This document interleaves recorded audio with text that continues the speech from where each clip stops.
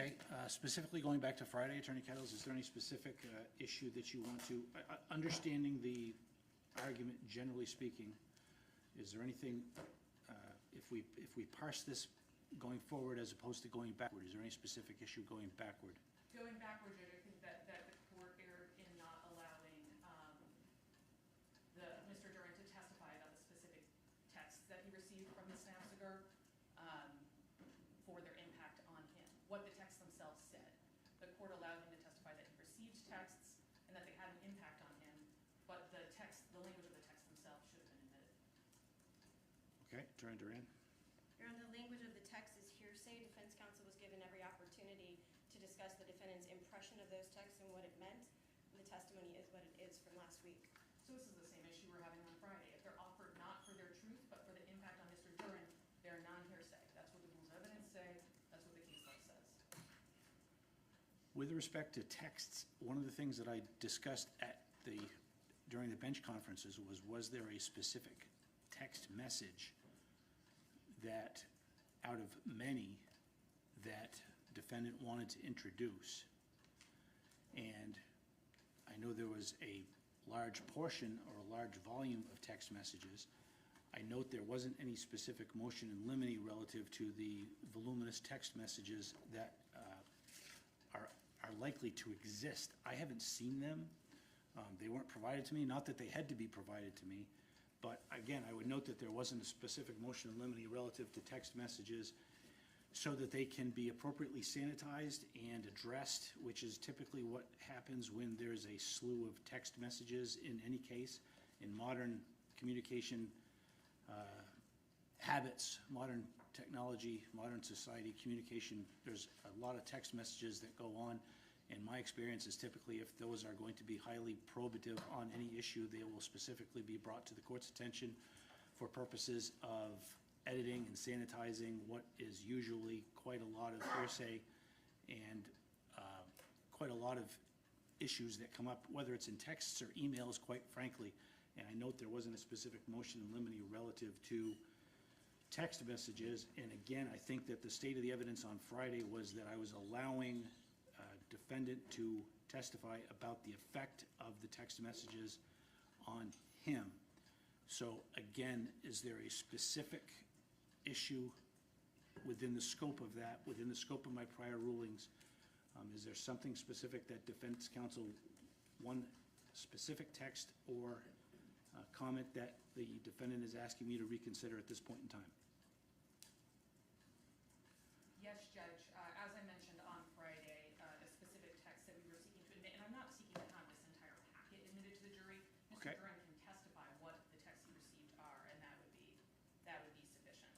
So the ones that I think are particularly at issue are the text messages where Mr. Duren asks, so were you planning to stay with her or are you staying at our house?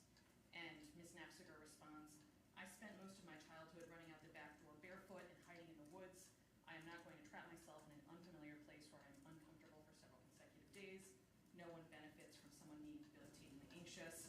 And Mr. Duren responds, okay. The second step. So let's stop right there. So are you seeking to admit that one? Yes, I'd like to have Mr. Duren testify as to that exchange. Okay. Attorney Duren. Your Honor, we understand that defense counsel is standing in front of this court saying that we're not trying to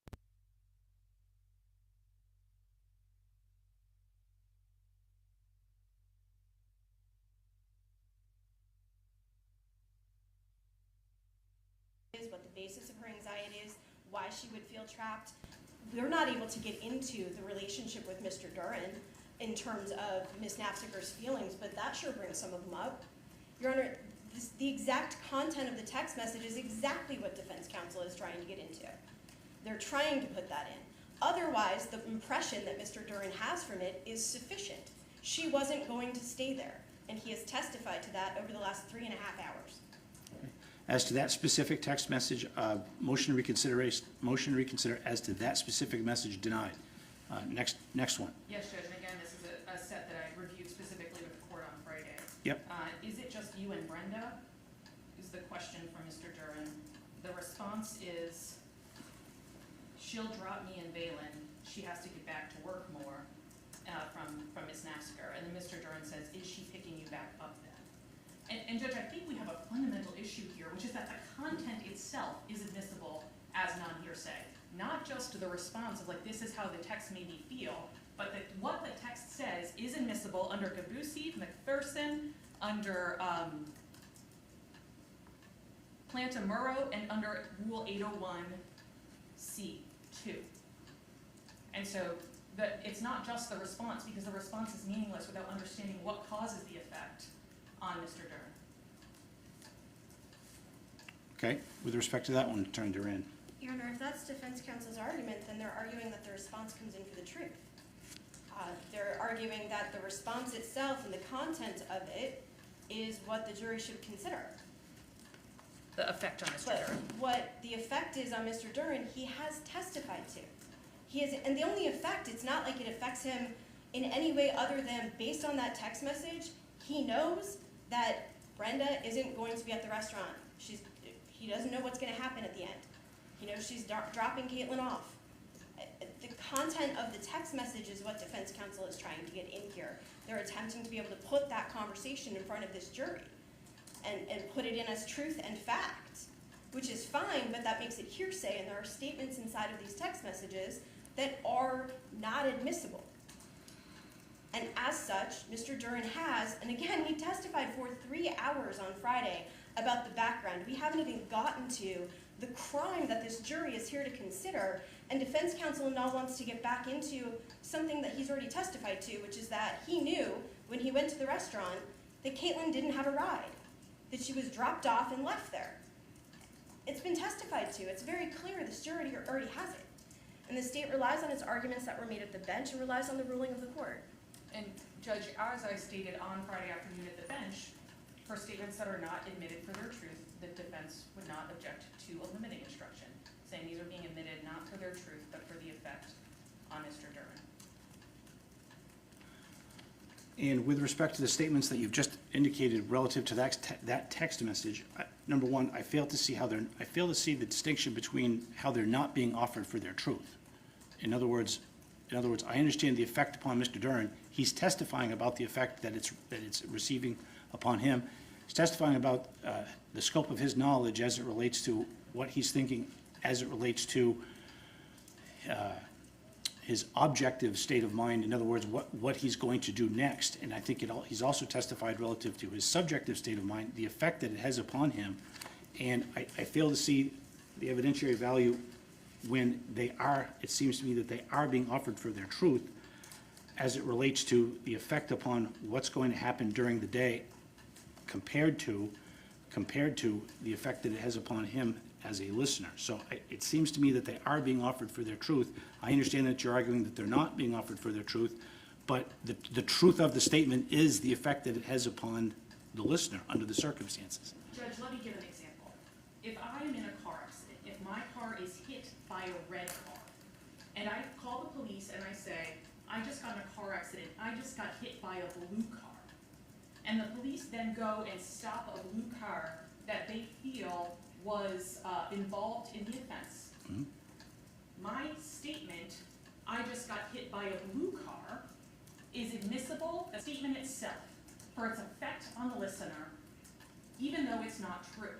So regardless of the truth of the statement itself had an effect on the listener, and that's the reason why it's being admitted. So whether or not, right, this statement would be admissible under its theory, whether Brenda had gone with him or not, her or not, whether or not it was true. It's not about the truth of the statement.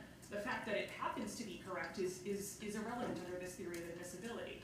It is the fact that that had an effect on Mr. Duren, and he did something, he felt something in response. The same way the police would do something in response to my statement, I got hit by a blue car. Understood. Just to be clear, Your Honor, my notes from the testimony indicates that the defendant stated that based on the text conversation, he knew that Brenda was going to drop Caitlyn off. That confused him because it was a long drive. So all of this is already there, and none of it is relevant to whether he murdered Ms. Naffziger or acted in self-defense. Okay, with respect to that one, again, right now we're going backwards. With respect to backwards, I will deny any motion reconsideration relative to that specific statement, again, going backwards. Next statement, Attorney Kettles. Judge, the rest, I think, is an issue that'll come up Prospective? prospectively. Prospective, okay. And understood relative to prospective as well. But are you satisfied with the argument retrospective? Yes, Judge. Okay, all right. Anything further on that? No, Your Honor. Okay. Okay, anything further at this point, Attorney Duren? No, Your Honor. Okay. All right. Ready for jury counsel? Yes, I'll just ask Mr. Duren to retake the stand. Okay, please. Okay.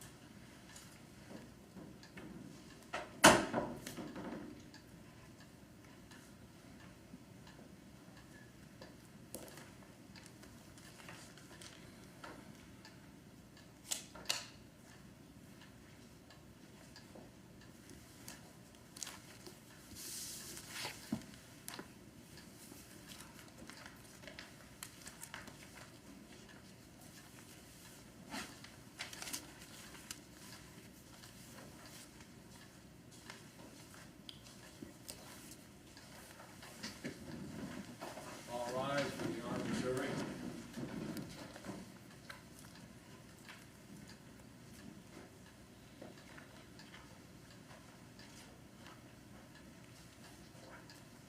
Owens County Superior Court is now in session.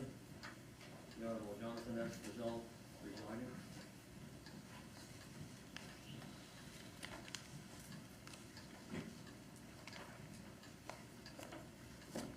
Okay, good morning. Thank you. Please be seated.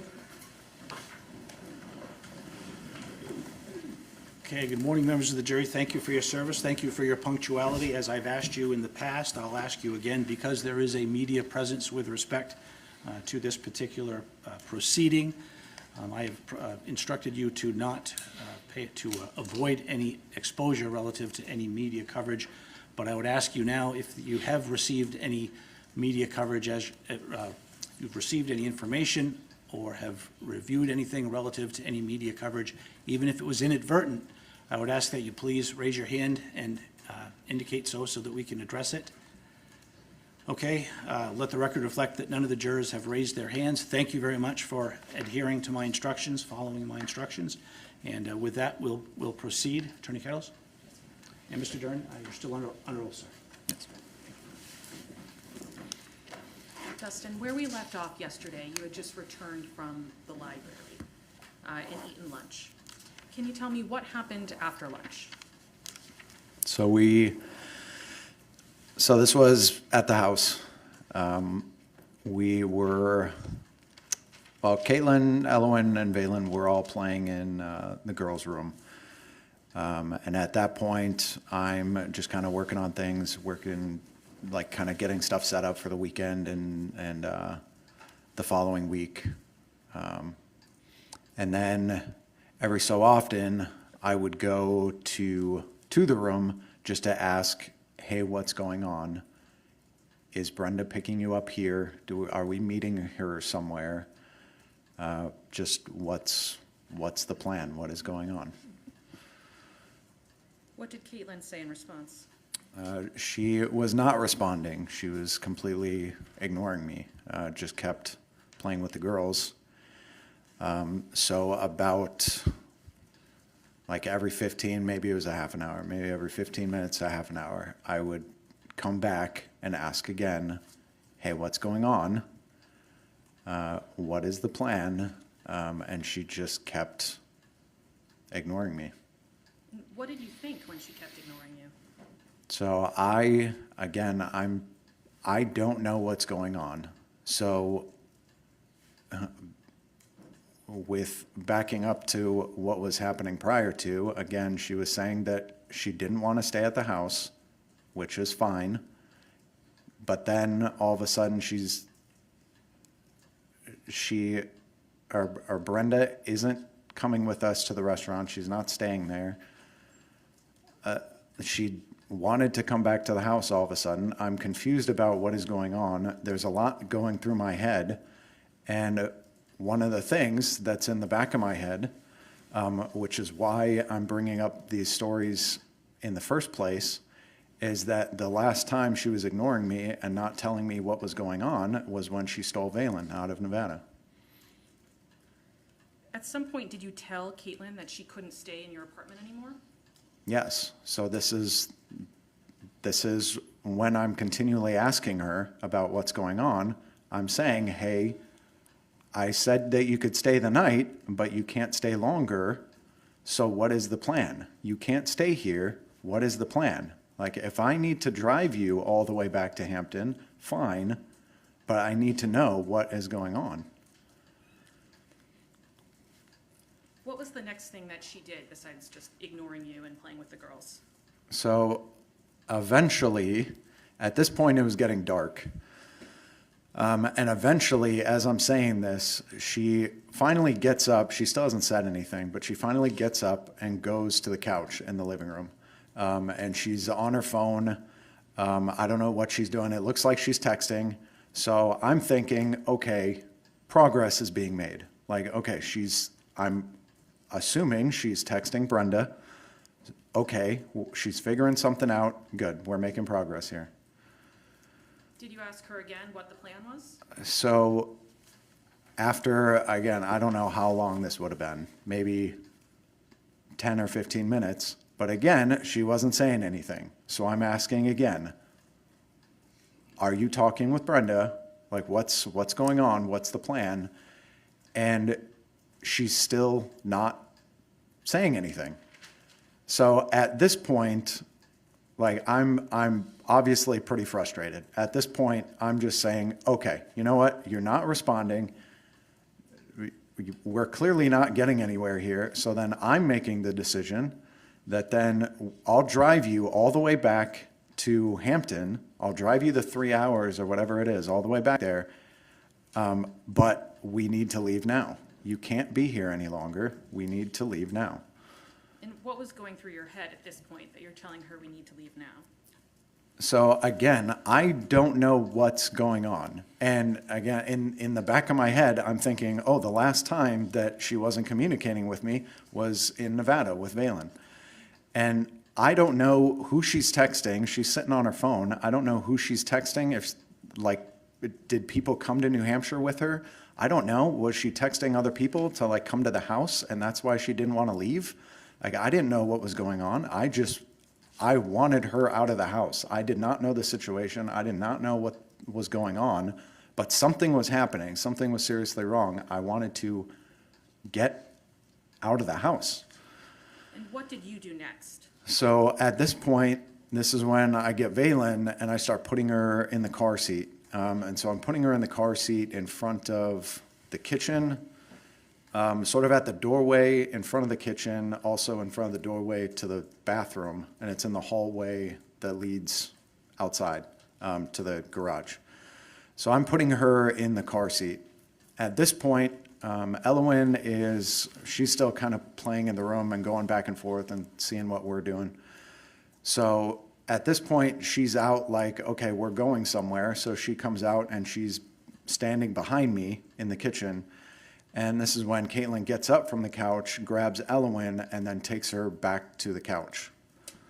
When she takes her back to the couch, how are the two of them seated? So, yeah, after I finish buckling in Valen, then I go into the living room, and I see, so Elowen's sort of straddling Caitlyn's right leg. She's facing me, so like Elowen's legs are on the outside of Caitlyn's right leg.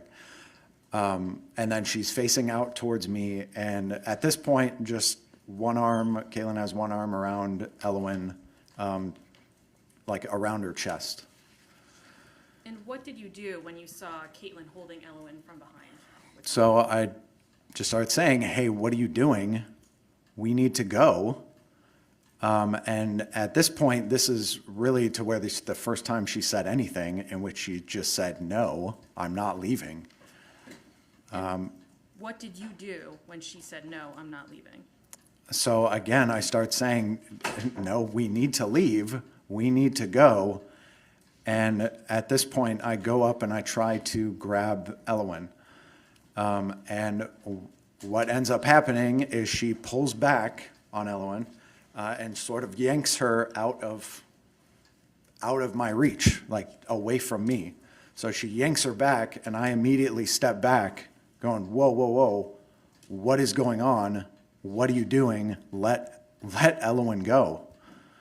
And so Caitlyn yanks Elwyn back. How is she holding Elwyn at this point?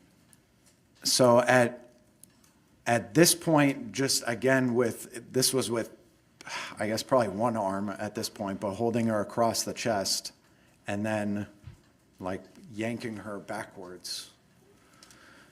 And you said you let go. Why did you let go? Because I couldn't hurt Elwyn. I didn't want her to be hurt. And what did you do next after you let go?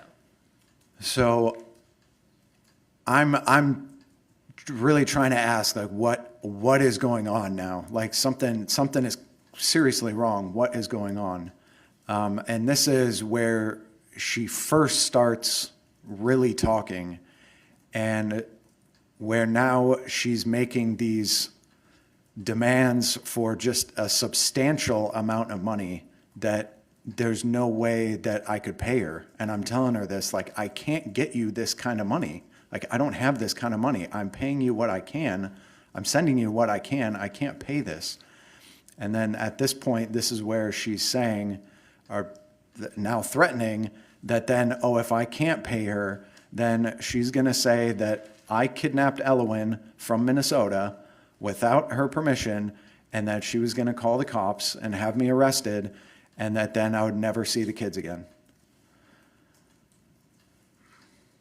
And just to be clear, had you kidnapped Elwyn from Minnesota without Caitlyn's permission? No. And what are you thinking at this point that you're hearing these threats? So at this point, I think the best way to describe this, I think, is in like a Marine Corps color code system. So it's like a situational awareness, like an internal radar system, but to where just naturally, just a normal person would just be in white. Like their radar is off. They're not, like you're walking into a restaurant and you're not concerned with, like you're not thinking about threats. You're thinking about like what's there to eat. But I think combat vets, probably police officers, I think can say the same thing, that they're probably going into a restaurant and they're just kind of aware of maybe suspicious people or suspicious things that are around, or they want to sit in a corner booth or with their backs against the wall so that they can visually see things. So that's just a natural yellow, like your radar's on a natural yellow. And what is your radar on most of the time? Yellow. So I'm constantly on yellow. And at this point, as Caitlyn is making these threats, what does your internal radar do? So now at this point, I'm in orange, What is which orange? is, so I'm now seeing a potential threat. I'm seeing my child being restrained to where I can't get to her. I'm thinking of all the suspicious stuff that has been happening about how there's some sort of plan going on, but I don't know about what's happening. And now and with these threats now and her not leaving, like something is seriously wrong, something is seriously happening. And with her now holding Elwyn hostage and making these demands, my radar's on, it's on orange, I'm seeing a potential threat, and now I'm observing what else is going on. So at this point, this is where I'm thinking, okay, weapons. Okay, my desk, or my gun is on my desk next to the couch. I'm thinking of the knives that are behind me. I'm thinking of the doorways, like the front door is behind me. I'm thinking, is it locked? I think it is. The front door, or the door that's in front of me is the back door towards the garage. And I'm thinking, okay, that door I think is unlocked. I'm conscious of, oh, she's been sitting on her phone. Is she texting someone? Are people coming to the house? Because I don't know what's going on. She's on her phone. Is people coming to the house, and that's why she doesn't want to leave. So now I'm thinking, I'm conscious of like the windows. Are there lights shining in the windows? Like, is someone pulling up? Are there car doors shutting? Are there people talking outside? I'm just listening for all this stuff. It's just this heightened sense, the situational awareness, where I'm just in a heightened state trying to figure out just everything that's going on. And what do you do while you're in this heightened state? What do you ask Caitlyn? So I'm now, again, I'm just trying to say, hey, just let Elowen go. Like, what, really just let Elowen go. And trying to figure out like what is going on. And again, she's just talking about these, like how she wants money. And, oh, if I can't pay her this money, then I need to sell my car and give her the money from my car. And again, I'm trying to explain, like, I can't do this. I'm sending her what I can. I can't send her this money. And then she just continually threats that, okay, then you're never going to see the girls again. She tells you you're never going to see the girls again? Yes. And what was she doing while she was telling you she's going to take your girls and you'll never see them again? She's holding Elowen hostage in front of me, using her as leverage to try to get what she wanted. What are your daughters doing at this point? So Elowen's crying, and this is why I'm saying, like, Elowen, like, she's smart. She knows when something wrong is happening. So she's crying already. Vaylin's crying. She's in the hallway, and I can't specifically see her. Like, at this point, too, I can't take my eyes off of Elowen or Caitlyn. And, like, I don't even want to go into the kitchen to check on Vaylin. Like, I can't just take my eyes off of them. This potential threat, I can't go over there and check on Vaylin. So that's stressing me out, too, of Vaylin crying in the hallway. It's just adding to the stress. So what do you do? So at this point, I'm saying again, just let Elowen go, and I try to grab Elowen again. And at this point, again, now I'm trying harder to get her, so now Caitlyn is trying harder to keep her away from me. So again, she's pulling Elowen in tight and yanking her away from me. And so again, I back up because I don't want Elowen to get hurt in this situation. And what do you do after the second time you try unsuccessfully to get Elowen out of this situation? So at this point, and this is when I'm talking about the point that I'm yelling. At this point, I am yelling. I'm yelling like, what the hell do you want? I'm just screaming like, what the hell do you want? What is going on? Like, let Elowen go. And she's refusing to do it. She's just saying no, like, I need to pay her. And again, if I wasn't doing that, then I was never going to see the girls again.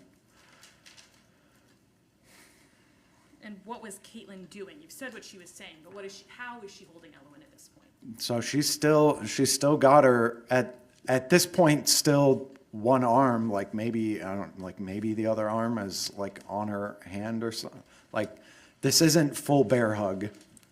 This is like one arm around her chest, but yes. And what is going through your mind? So I'm trying to figure out what to do.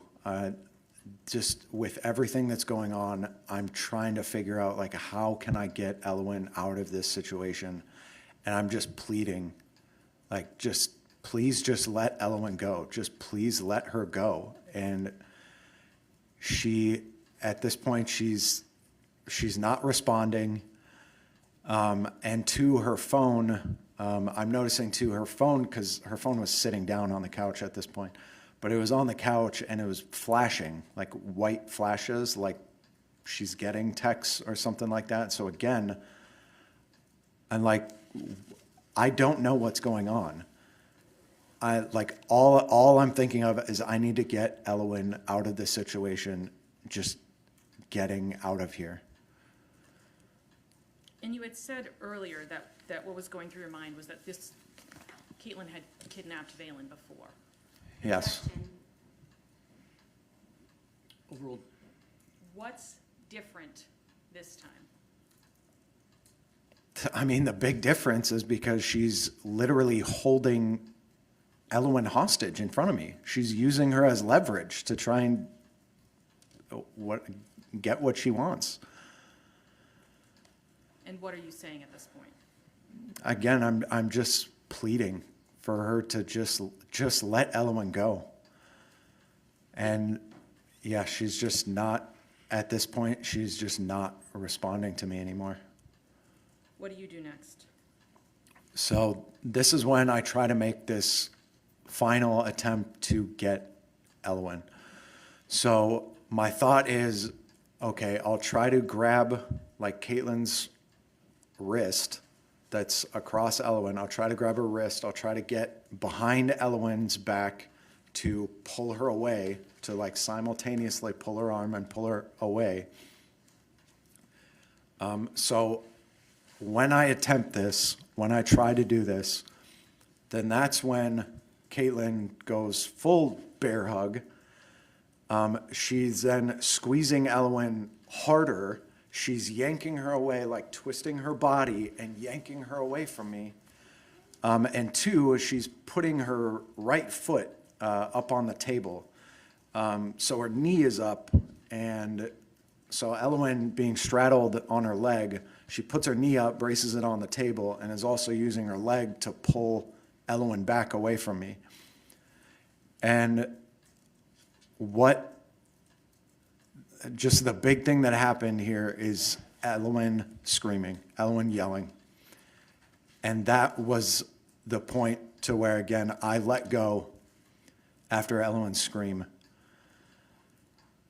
And I'm locking eyes with Elowen, and she's crying. She just let out this scream, and this is where, when I'm talking about the line was crossed, this is what I'm talking about. I'm talking about Elowen now physically being hurt in front of me.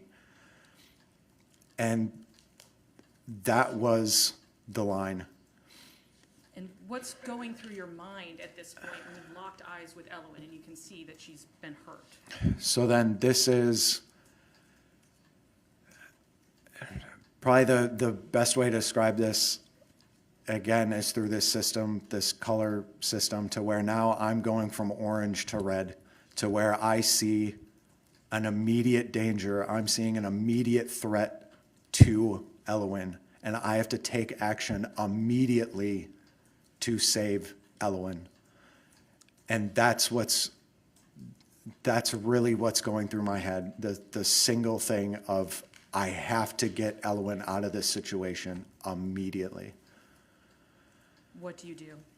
So this is where I'm talking about, to where I say it's like, it was like muscle memory. It was like training coming out, to where I didn't have to think about what was happening. It was like I was trained for this, and this is what I'm supposed to do. But I take then, and this is also, again, this is, like I said, it was really, really fast. The entire thing probably took like 3 to 5 seconds max. I take the 2 steps over, grab the gun. As I'm taking probably the 3 steps back over, I'm chambering around into the gun. I grab Elowen by the shirt collar, the front of her shirt collar. I pull her forward, not to me. I pull her forward to get some sort of distance between her and Caitlyn, pull her forward, and then fire.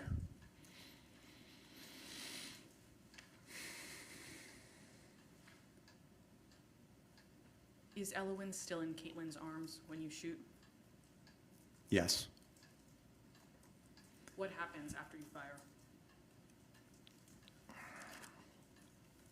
So immediately after I shoot, so I'm holding Elowen by the collar. She's again, Caitlyn is still bear hugging Elwyn at this point, but the moment I shoot, that's when Caitlyn releases. I pull Elwyn fully into me, and I immediately run out the door and run to my car.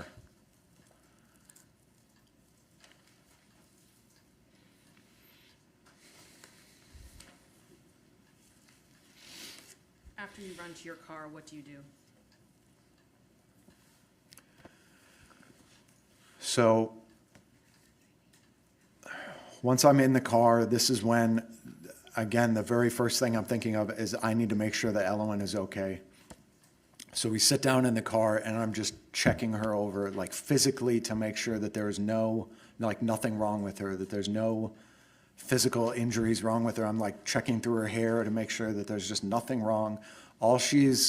And there wasn't, but all she's complaining about is she's covering her ears and saying loud, loud.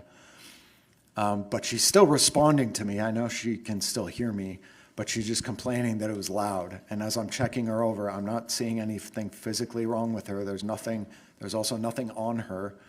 So I'm making sure that she was okay, and she was physically okay.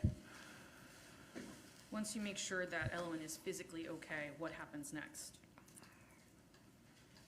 So at this point, this is when I said this, to where this is when I realized what had happened, to where, like, consciously I'm realizing this wasn't just someone that I shot. This was Caitlyn. This was someone that I cared about, who was important to me and my family and my kids. This wasn't just some random person. And I immediately felt horrible. And I didn't understand what was going on. Like, why was this happening? What just happened? Why was this happening? I didn't understand it.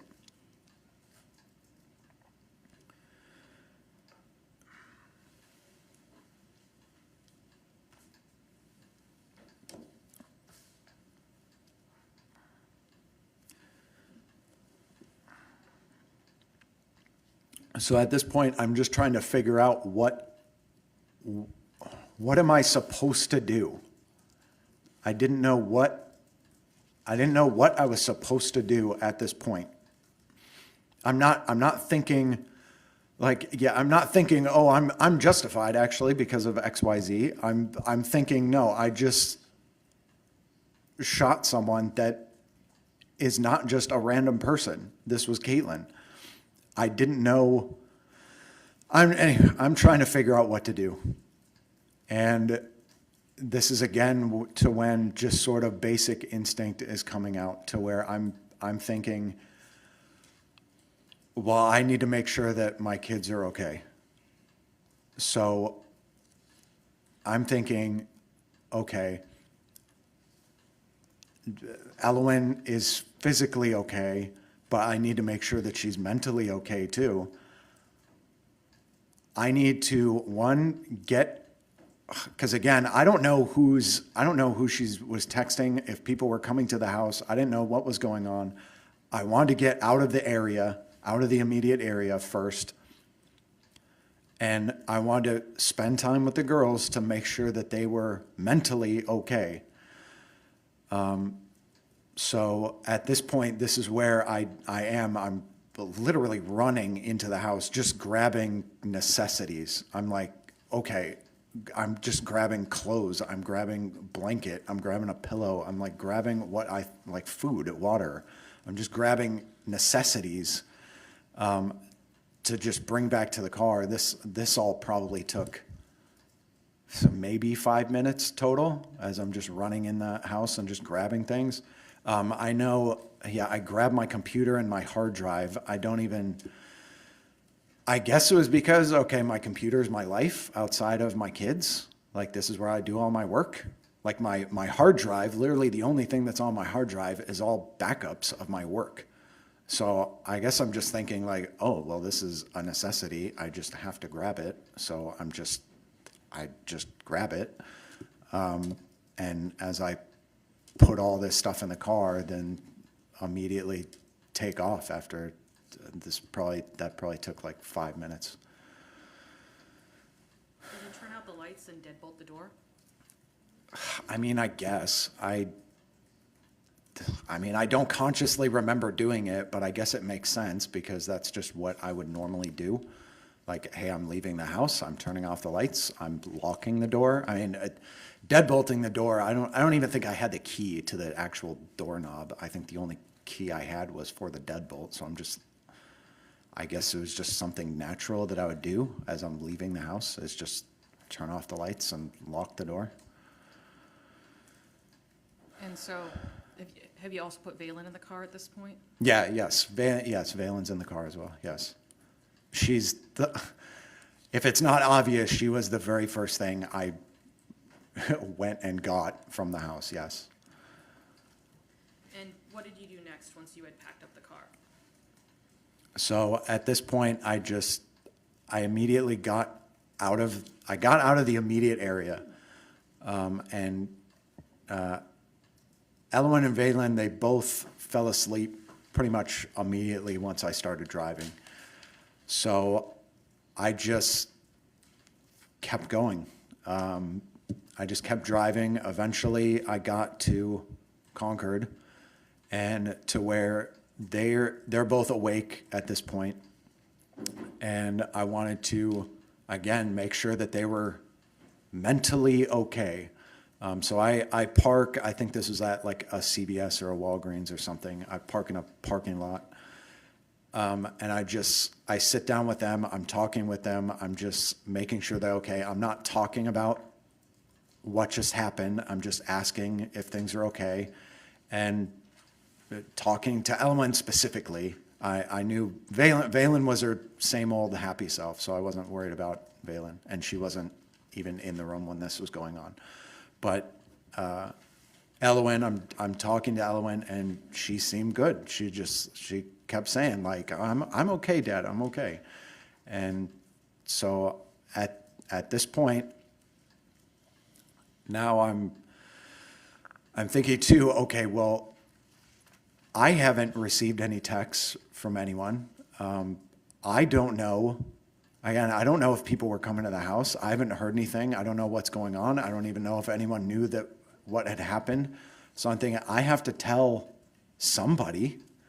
So at this point, I do 3 things.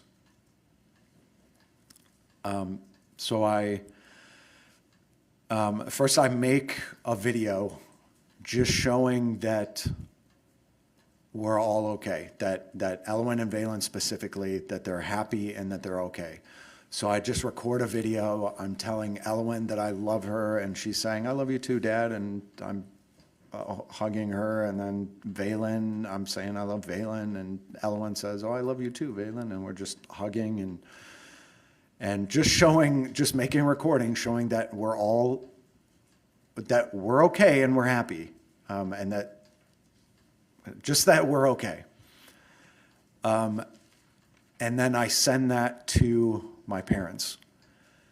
The second thing I do, because I was already thinking this before I had called my parents, but I was thinking again, I didn't know what to do. I didn't know what was the right thing to do in this moment. And I didn't understand what was even happening at this point. What had happened, like the why, the what, but anyways, so I'm thinking, okay, I still want to spend more time with the girls. I want to, again, just make sure that specifically Elowen is mentally okay.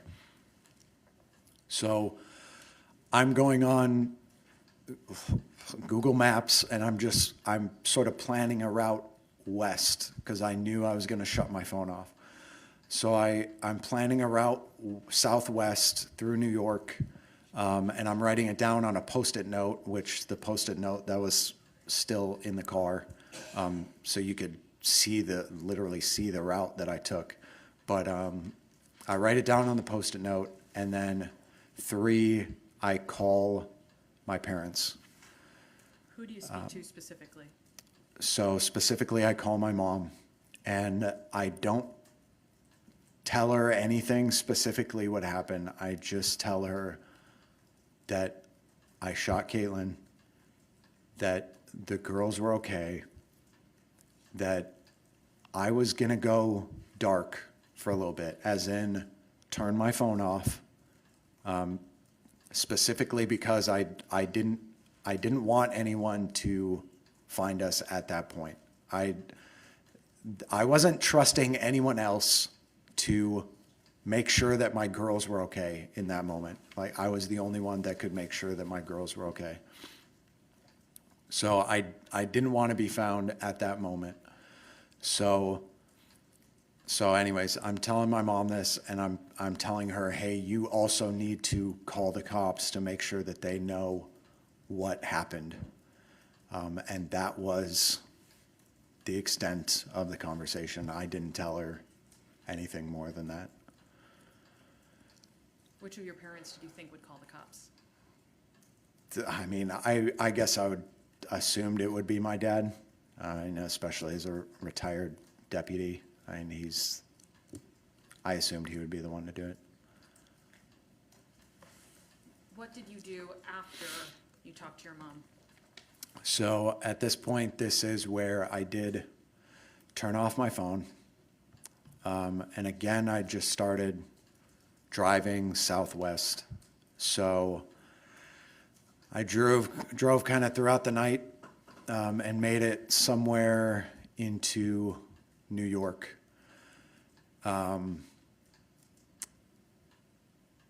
To where it was specifically at a Love's gas station, and again, you could figure out where exactly I was from the Post-it note that I wrote down, like the directions on the Post-it note. You could find this gas station. But anyways, so I stopped there. I parked up. There was a gate or a fence in front of me. Pulled up to that, and that was overlooking the freeway. Just pulled up to that, and then just the girls and I slept in the back seat and just slept for the night. What did you do when you woke up? So we woke up, everyone, again, Ellen seemed good. She just seemed like her happy self. I mean, we go into the gas station. I mean, we're using the restroom there. Where her interactions with Valen were all good, and everything seemed like she was acting normal, completely fine. We had breakfast there. And this is really at the point to where, because one of the things I was thinking of doing was to drive all the way back to Minnesota to get my kids to my parents, because no one knows my kids better than my parents. No one has been more involved with my kids than my parents. So they were my first thought of who could take care of them.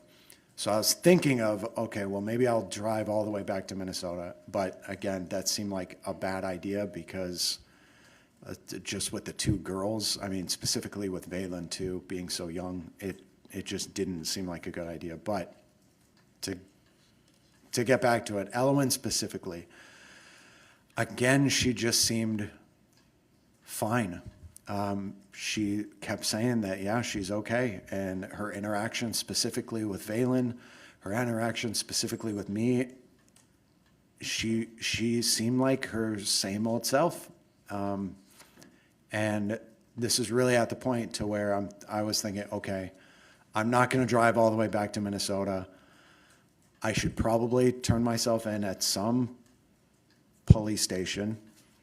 And why I was thinking Concord specifically was because that's where I had originally called, and that was the last place my phone was, or where my phone was on. So that's just why I was thinking Concord. But anyways, so I started driving back. Took the same path back that I had originally driven. And then started thinking that, okay, now I want to get brunch with the girls. And it probably is fair to say that, yeah, I was probably delaying things. And that's, that's probably fair to say that I probably was just delaying things, but I just thought, okay, I want to have brunch with them Before And- what? before turning myself in. So, Did you have brunch with them before you turned yourself in? no. What happened? So, as I'm driving through Keene, so I just entered New Hampshire, and I'm driving through Keene, and I'm looking at restaurants, and as I said before, I see the Applebee's. I'm not looking at anyone else. By the way, I never even knew that there was an Amber Alert. I didn't even think about that would happen. So I didn't know that this was anything other than just police were trying to find me. I didn't think about anything. So anyways, I'm not like looking around at other people. I'm just looking at the Applebee's.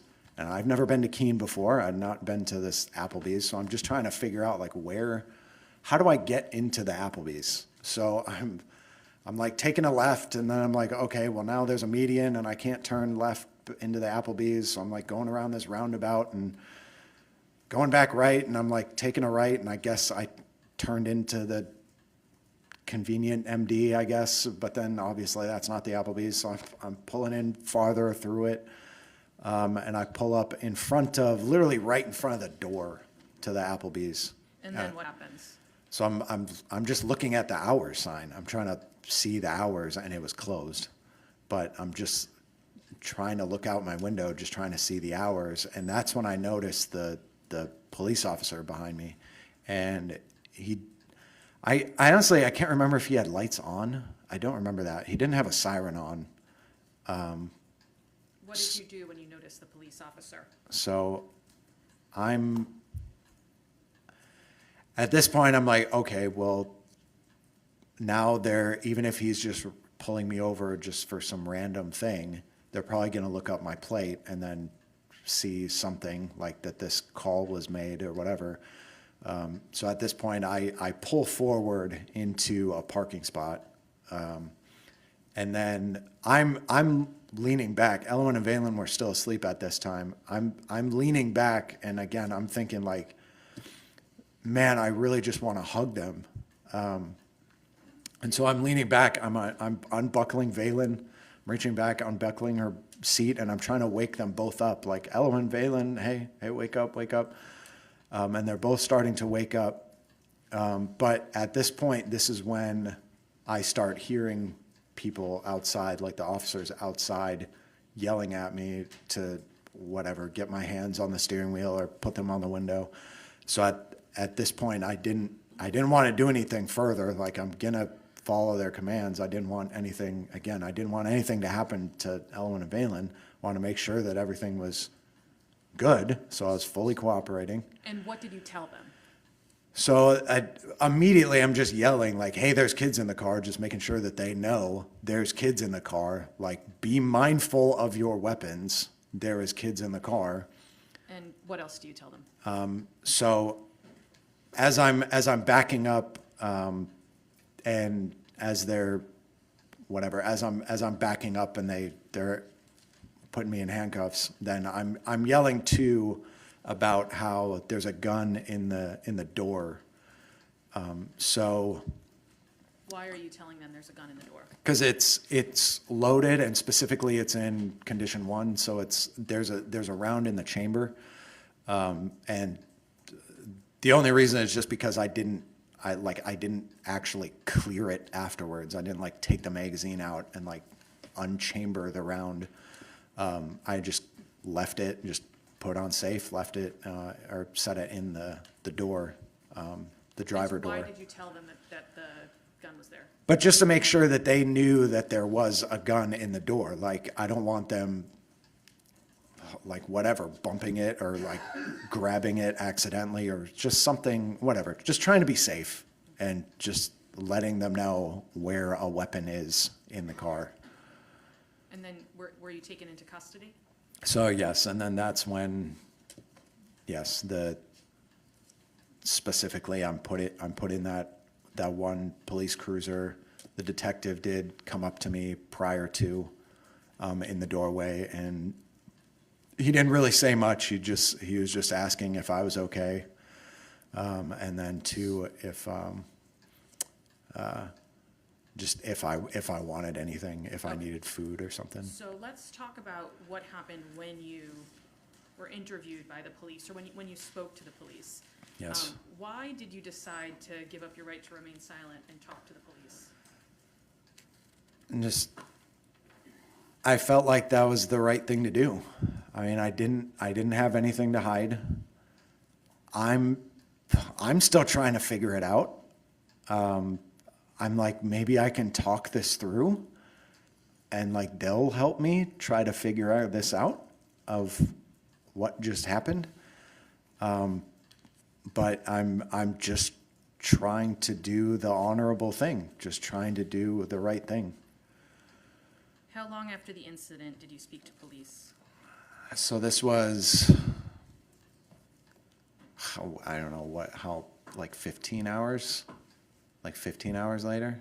So really short time. So, I mean, too, again, I'm clearly in shock too, because I don't know, like, again, I'm still trying to figure out like the what, the why, the how, like, what is going on. But yeah, anyways.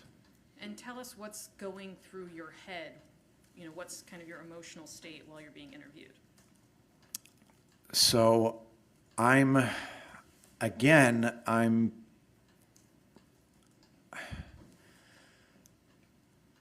not thinking of like, legally I'm justified, so this is completely fine. I'm thinking, no, I just killed someone, but not just someone. This wasn't just like a random person that was in the house. This was Caitlyn. This is the mother of my kids. This is like, I'm feeling just this incredible, really personal guilt of like, how did this happen? And there's this battle in my head of, I don't feel like I did something. Like, I don't feel like this is my fault. Like, I didn't want this. Like, I didn't put this position together. Like, I wasn't the one who brought this all together. I'm not the one who was like holding Elwyn hostage in front of me. I'm not the one that like was trying to plan all this stuff. Like, but at the same time, I still fired the shot. So I didn't know. I felt this really big, just personal guilt.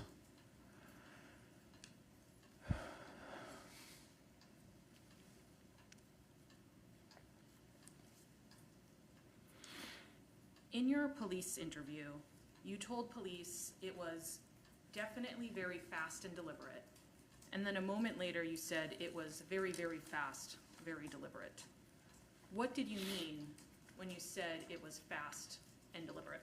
So, again, with the fast, again, this, like I said, the entire process maybe took 3 seconds, like maximum 5 seconds. So again, incredibly fast. But two, I'm speaking about the physical action. I'm not talking about any sort of mental state. I'm talking about the physical action. But what I mean is like how meticulous it was, like how perfectly performed it was, to where, and especially with how fast it was, for everything to happen within 3 to 5 seconds, like those 2 steps, grabbing it, chambering it, the 3 steps back at the same time, the grabbing Elwyn, the firing, it was so fast and so meticulously performed. That's what I was trying to express. So like the physical action was deliberate? The physical action, yes. You also told the police, it doesn't matter if she was threatening, I understand the consequences. What did you mean when you told the police, it doesn't matter if she was threatening, I understand the consequences? Because again, this just goes back to like the biggest thing with all of this, like with everything, regardless of anything. My children don't have a mom anymore. And there's just this incredible personal guilt of, like, even without me understanding what had happened, and now even too, when I do understand what happened, now, like, I could have prevented this situation from happening. I could have been this better partner. I could have been a better leader to where she would not have to even plan this out. Like, she wouldn't have to go to people like Brenda or be coerced into trying to do stuff like this.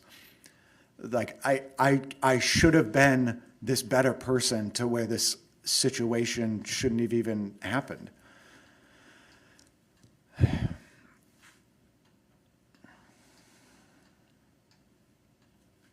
You told the police that you didn't know if you wanted to address whether you regretted shooting Caitlyn, and that it felt like a trap question.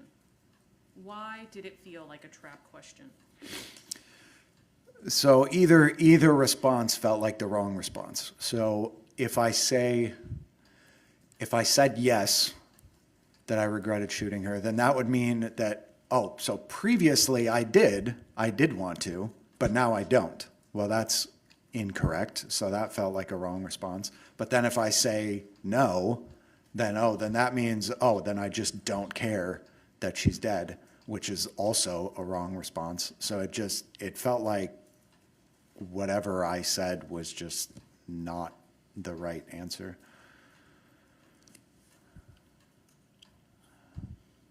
Along the same lines, you said, not that it even justifies anything, but she's just my everything. What did you mean by that? So again, like, I don't mean to just keep rehashing the same thing, but obviously Elwyn's the purpose in my life. I mean, she really is my everything. And just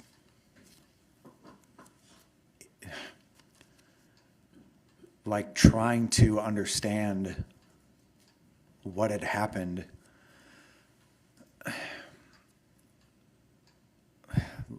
just trying to figure out, like, did it matter? Like, how much did that matter? Did it matter that she was hurting Elwyn in front of me? Did it matter that she was holding her hostage? And I'm just, again, I just felt so horrible for it that I'm just trying to, I don't know. I'm trying to do the right thing. Give me 1 minute, Dustin.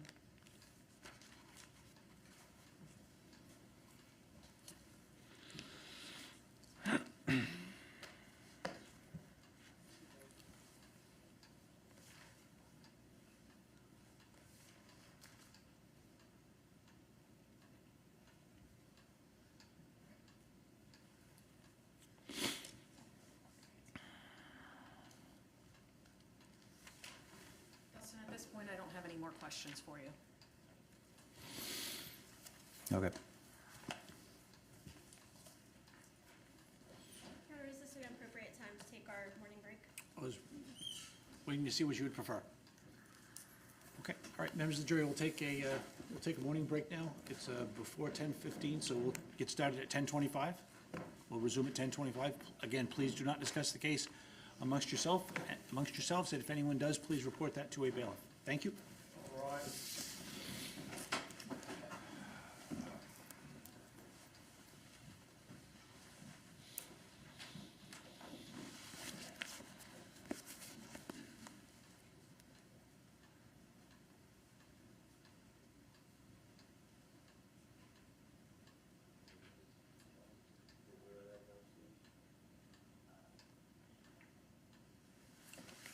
be in recess.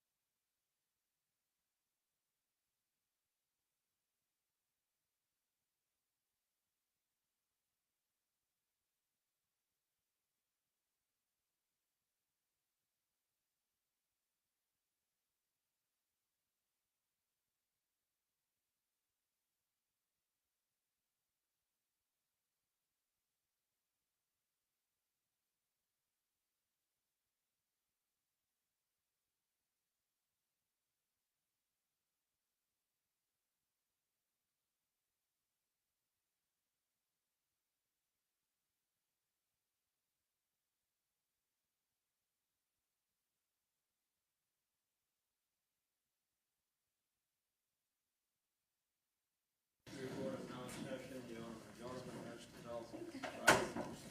Please remain standing for the Honorable jury.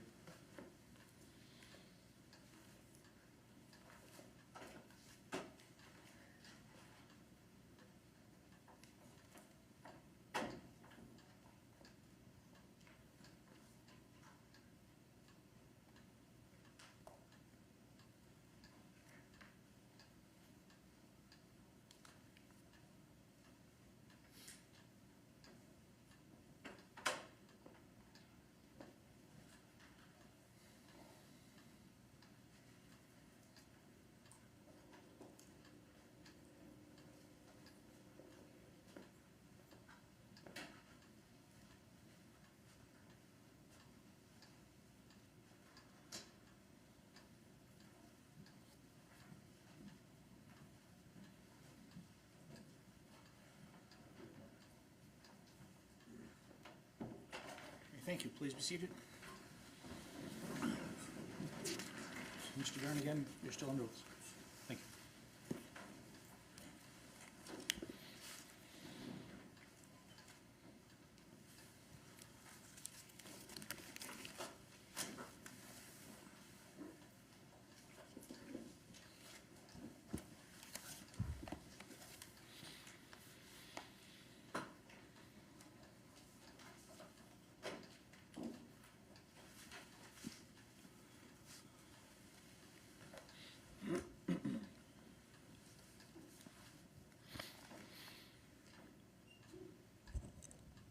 May I proceed, Your Honor?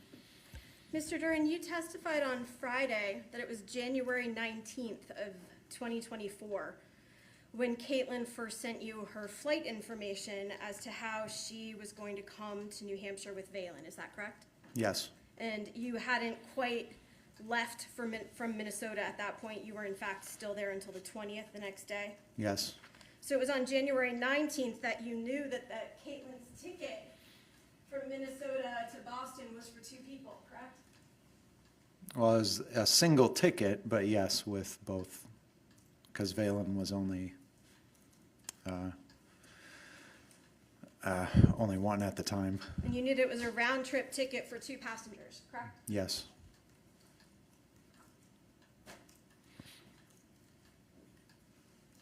But your intention was, and the thought was, that Caitlyn wouldn't bring Valen back to Minnesota, that you would keep her there with you, correct? Yes. And you wanted Caitlyn and believed that Caitlyn was going to go to Minnesota again after that.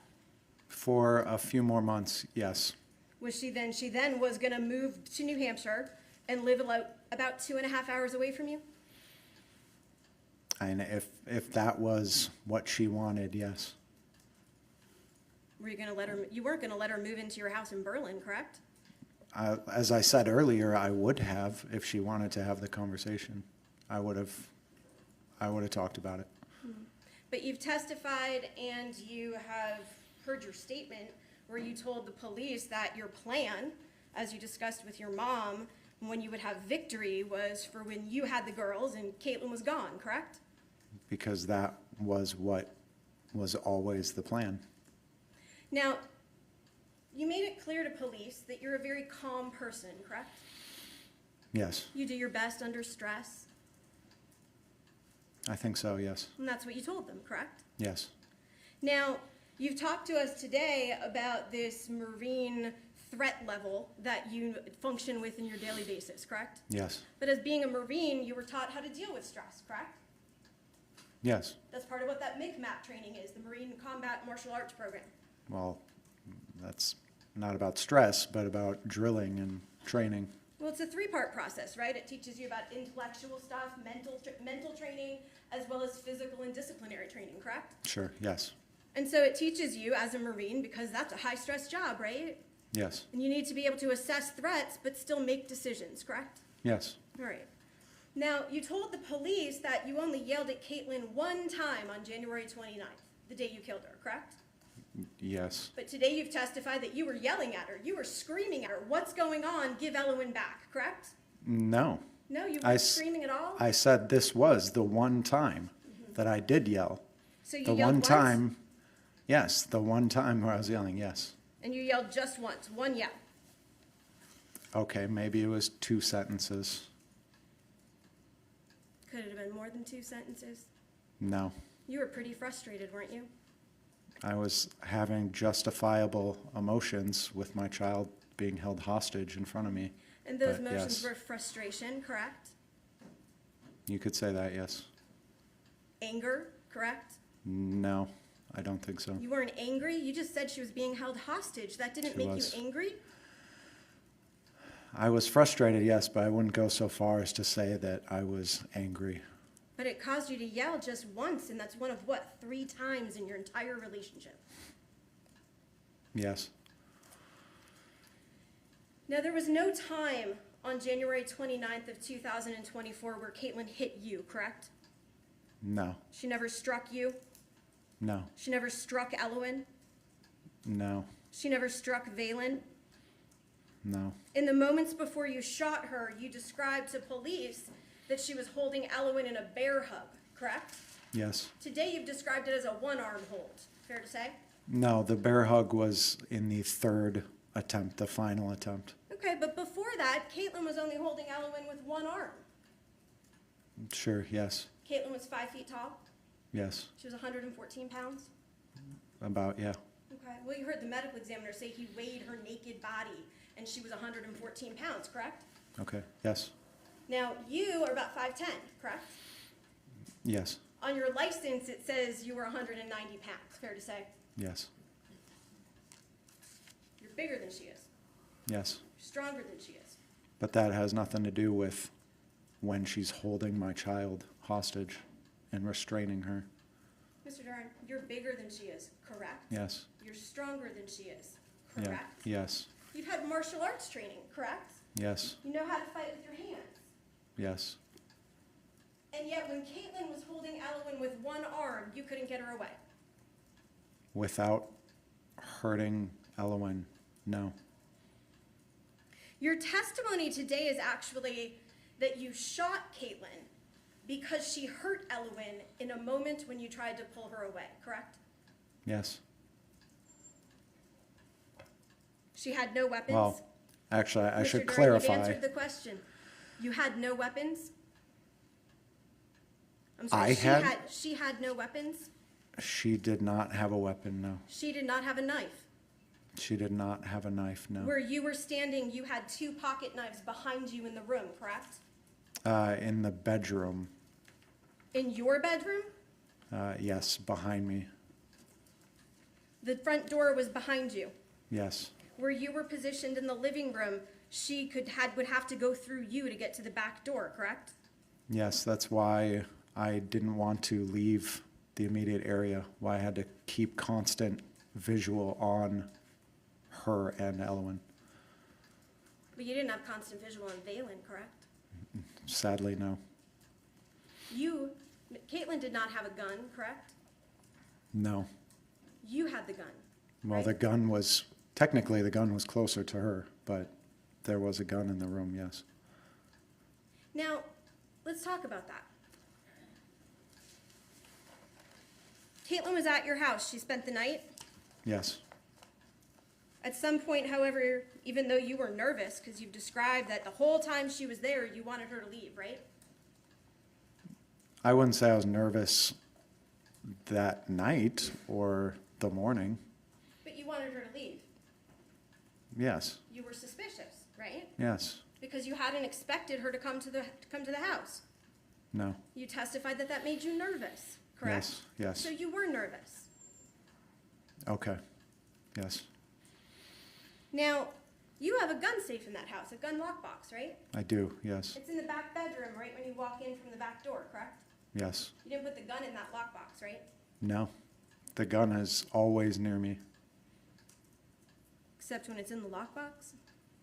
I guess it would depend on the situation, but it would have been rarely in the safe. When the gun was on the desk, you weren't sitting at the desk, correct? I was previously, You but didn't pick up the gun when you walked away from the desk? no. So the gun isn't always near you, fair to say? I always have visual on it. This is something that is instilled in you from the Marine Corps. You always know where your weapon is. You always are aware of who's around it. Was it instilled in you in the Marine Corps to leave your gun out on a desk if you're nervous about the other people who have access to it? Again, I know who is around it at all times. You've testified that you were nervous about Caitlyn, correct? Sure, yes, Okay, and you testified today, you didn't tell the police, but you testified today, or I guess on Friday, that you had taught Caitlyn how to use that gun, correct? yes, Okay. And today, you testified that you were concerned because she was in close proximity to the gun, right? which is again why I wasn't leaving the room. But you were concerned, and that's what you've testified today, that Caitlyn was in close proximity to the gun, right? Yes, Part of that concern that you thought maybe she might go for the gun? I can't say hypotheticals, but that was the point of me staying in the room and constant visual on her and Elwyn. Well, you can't say hypotheticals, but you sure testified that you didn't know if someone was outside your door, correct? Yes, That's a hypothetical, right? I suppose so, yes. Can't say hypotheticals, but you sure testified that you weren't sure if Caitlyn had texted somebody to come to the house, correct? Yes, You can't say hypotheticals, but you sure testified that you didn't know if Caitlyn had brought other people with her from Minnesota, correct? yes.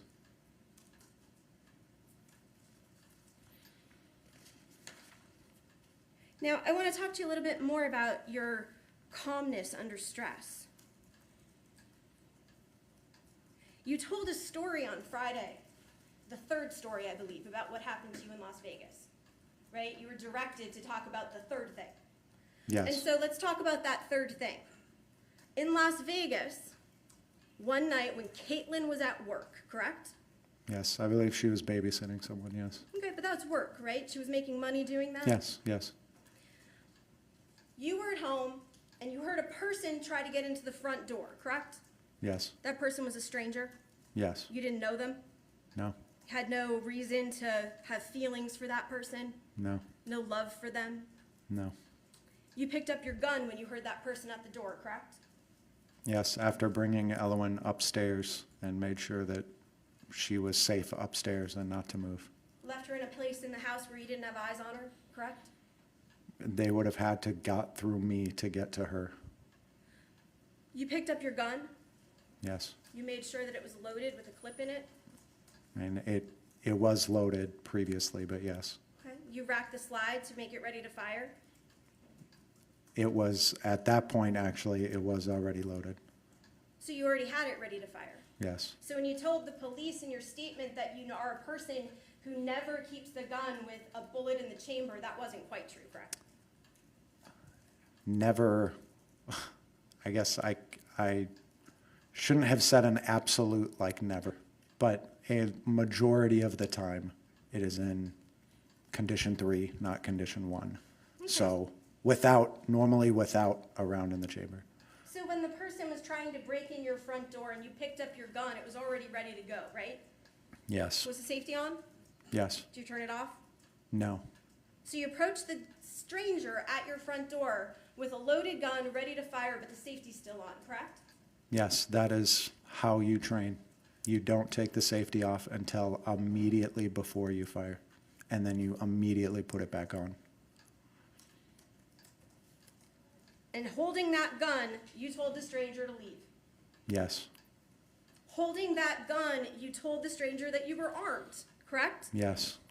Holding that gun, you opened your front door to the stranger and said you should go, correct? Yes.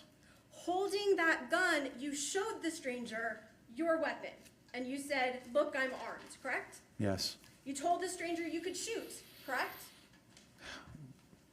No, but Pretty much I'm implied. flashing it. Yes. Yes. You had called the police that night. Yes. Your muscle memory didn't take over, right? You didn't just shoot the stranger, Because the stranger wasn't holding my child, but the stranger was trying to break into the house where your child was located. but I was in between that person and the child. And they But- weren't, and they were never in the house. And you didn't shoot that stranger in the head, did you? No. You waited for the police and the stranger just walked away. Well, they continued banging on windows and trying to get in through windows, and then eventually left as I stayed downstairs and monitored. So this person not just knocks on your door and attempts to break in, but now they're breaking through windows. You don't see your child and you don't shoot. They correct? didn't actually break a window, but they were banging on windows, yes. You testified that on February the 14th of 2024, you called the Berlin Police Department, right? Yes. And you called them because you just had a fight over the phone, so you say, with Caitlyn, correct? Yes. And that was about custody, correct? Yes. And in that phone conversation, is it fair to say that Caitlyn made some of the same statements you've testified she made on the 29th before you shot her? Yes. You say that she was demanding money, she wanted the kids on her taxes, she was never going to let you see them again, and she was going to bring them back to Minnesota, correct? Yes. So to call the Berlin Police Department, you had to look up that phone number, correct? I did, yes. You spoke with somebody for over 6 minutes at the police department, didn't you? Okay, yes.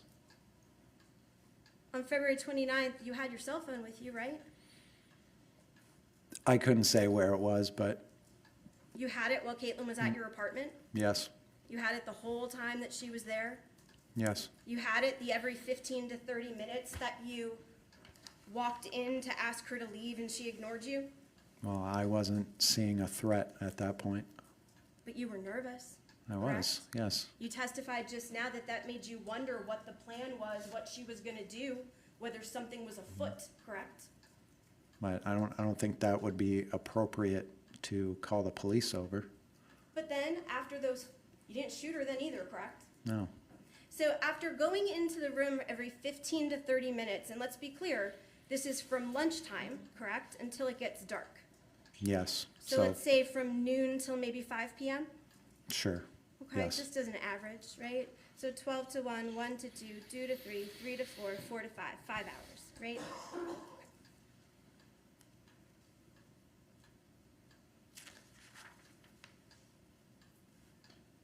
At any time during those, either the 5 hours or at any time during the day prior to shooting Caitlyn in the head, you never tried to force her to get out of your apartment, correct? No, I didn't physically try to force her out of the home, no. You knew that you could, right? Because I'm stronger, I guess? Well, you've in fact Sure. made her leave a home before, correct? Your Honor, may we approach? Sure.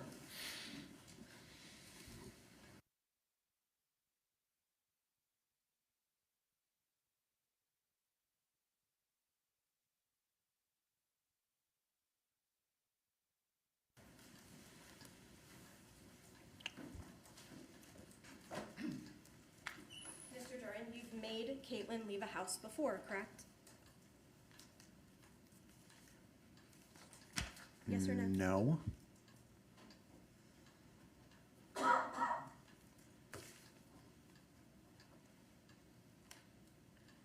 Mr. Duren, at no time before you shot Caitlyn in the head did you call the police and tell them that she was refusing to leave your home, correct? No. At no time before you shot her in the head did you call the police and tell them that you were afraid that she was going to harm your children, correct? That's correct. At no time before you shot her in the head, at any point during that day, did you call the police and say that you were afraid she would take your children, correct? I did prior to that, but not that day, no. You mean the February 14th phone call, correct? Yes. You didn't call the police back, correct? No. You didn't call back the officer that you spoke with for 6 minutes? No. You had set it up so that they were aware, correct? Yes. But you never bothered to call them that day and say, hey, get this woman out of my house, correct? Because at the point that this was happening, this was a moment-to-moment situation. I couldn't take my eyes or my focus off of Elwyn or Caitlyn. Between 12 p.m. and 5 p.m., you asked Caitlyn to leave approximately, what, 12 times? Well, yes, but that didn't seem appropriate enough a reason to call the police over. She was staying in your house against your will, correct? I was trying to figure out the plan. You were not concerned enough that you needed to call the police to have her leave, correct? At that point, no. But even though you wanted her to leave, you did nothing to make it happen. I was Correct? trying to figure out the plan. Mr. Duren, after you shot the police and you've testified here today that you didn't understand what had happened, correct? Can you clarify? I You shot the testi- police? After you shot Caitlyn, you have testified today that you did not understand what had happened, correct? Yes, I was trying to figure it out. You were trained as a Marine, right? Yes? You know what happens when you fire a gun at somebody, correct? Yes. You know what the intention is when you point and fire a gun at somebody, correct? Yes. And that intention is to kill. Yes. You knew that you had done that you had killed Caitlyn, correct? I didn't consciously realize that it was Caitlyn until, like I said, I was in the car with Elwyn. So you knew that there was somebody dead on the couch in your living room, right? My focus was Elwyn. And you knew that it was Caitlyn who had set you off and made you grab the gun. I don't know if I would say set me off, but yes. Well, you Yes. described it as a tick, right? Yes. Setting you off, it's a tick, right?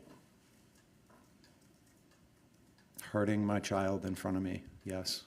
Okay. And your testimony today is that that is the reason why you fired. Yes. After you shot her, you didn't call the police to report that you had just killed somebody inside of your own apartment. No. You didn't call the police and report that you had done that because somebody had hurt your child, correct? No. You didn't do that to say to the police, hey, I thought they were going to kidnap my child, correct? Correct. You didn't call the police and say, hey, I thought that my child was being held hostage and I had no choice, correct? I did not call the police and tell them those things, no. You never called the police, did you? I called my parents and told them to call the police, You yes. agree that's not calling the police, correct? Technically, no. Not technically, sir. It is not calling the police to call your parents who live thousands of miles away. Fair to say? Okay, yes.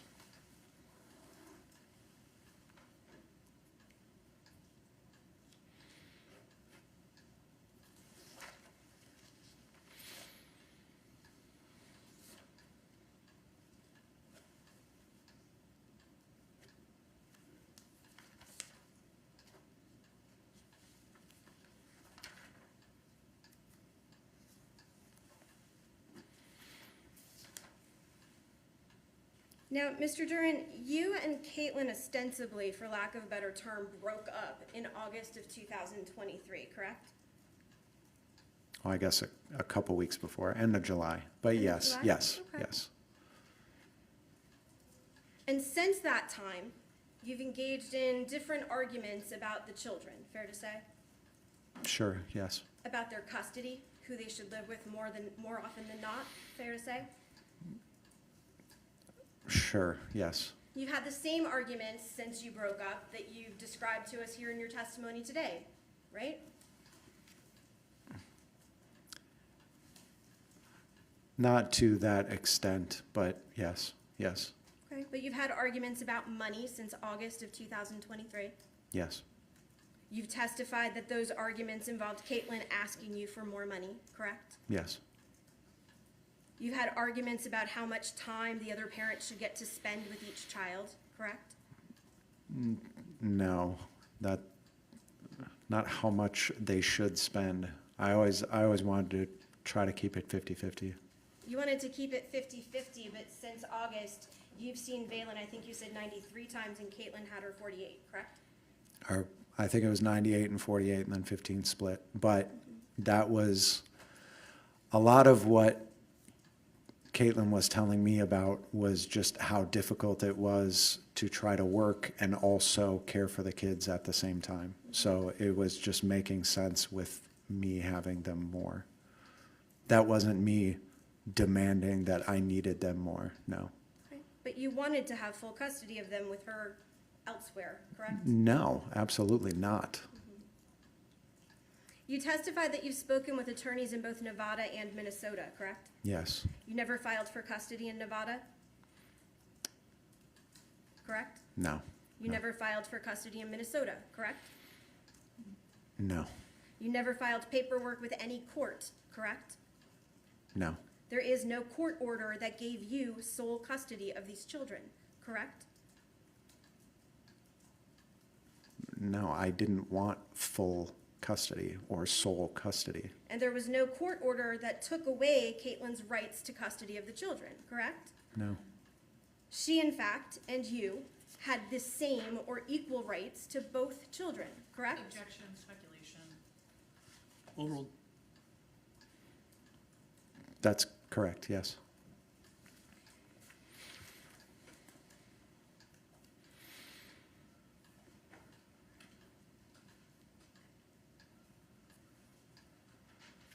Now,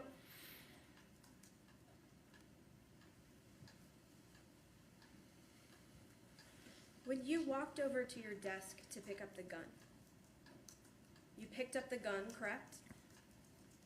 Yes, You testified that you racked the slide. yes, That placed a bullet in the chamber, correct? yes. You left the safety on at that point because you were not quite ready to fire? Well, I'm fairly certain when you rack it back, the safety gets flipped off because the hammer is back. Caitlyn saw you pick up the gun, didn't she? I'm sure she did, yes. Caitlyn heard you rack the slide, correct? Your Honor, may we approach?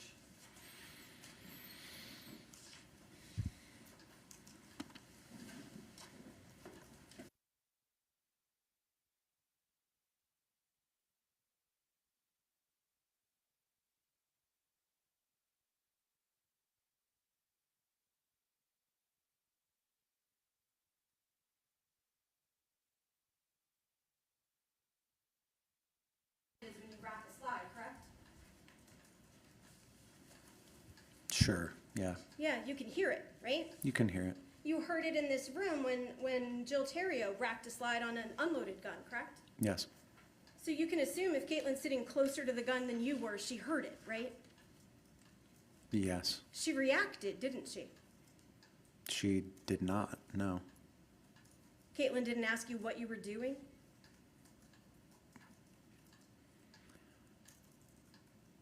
Maybe she attempted to say that.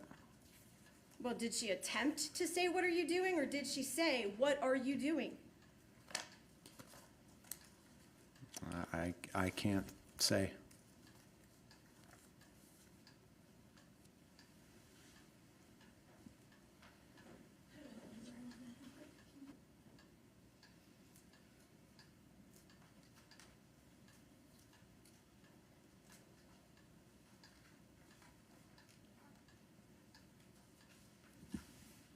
Mr. Duren, do you recall what Caitlyn did that was her attempt to say, what are you doing? No.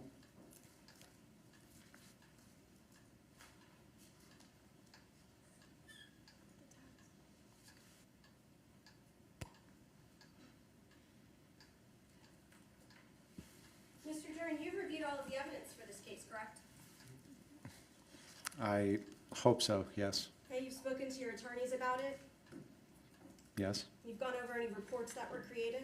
Your Honor, we approach.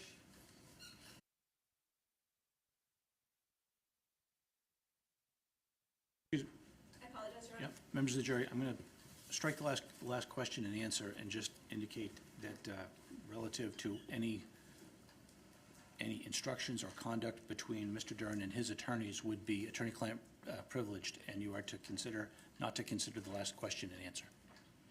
Thank you. Thank you, Your Honor. Mr. Duren, I'm showing you what's been marked for identification purposes as State's Exhibit 33 in this matter. Just looking at that header, and I'm not asking you to read anything out loud, but looking at this document, do you recognize it? Yes. It's a document that was prepared, correct? Yes. Okay. I'm going to ask you to take a look at this document.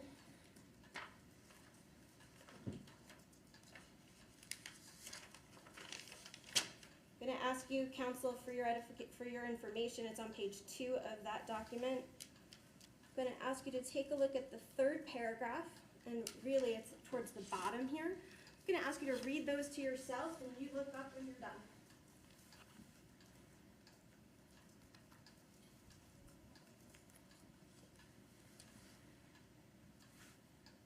Okay. Does that refresh your recollection as to whether Caitlyn asked you what you were doing with the gun? I'll just say I'm not going to comment on what someone else said. I said someone else said.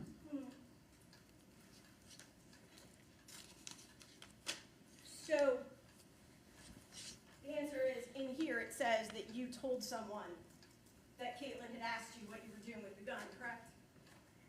I'm not going to say why someone else said I said something.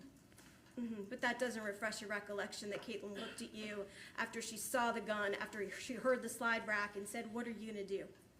Correct? She did not say that, no. Well, let's look at another document associated with that. State's Exhibit 34 for identification. I'm going to ask you to take a look at this document right here where the tab is marked, and you can look at the whole thing afterwards. It's underlined on the page that's tabbed. Have you seen that report? That's a draft copy of that report you just looked at, right? Well, that would be the same person, so yes.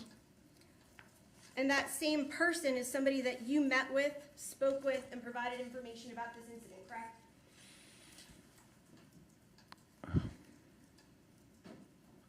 Sure, yes. Okay. Someone who you've described in messages as the key to everything, correct? No.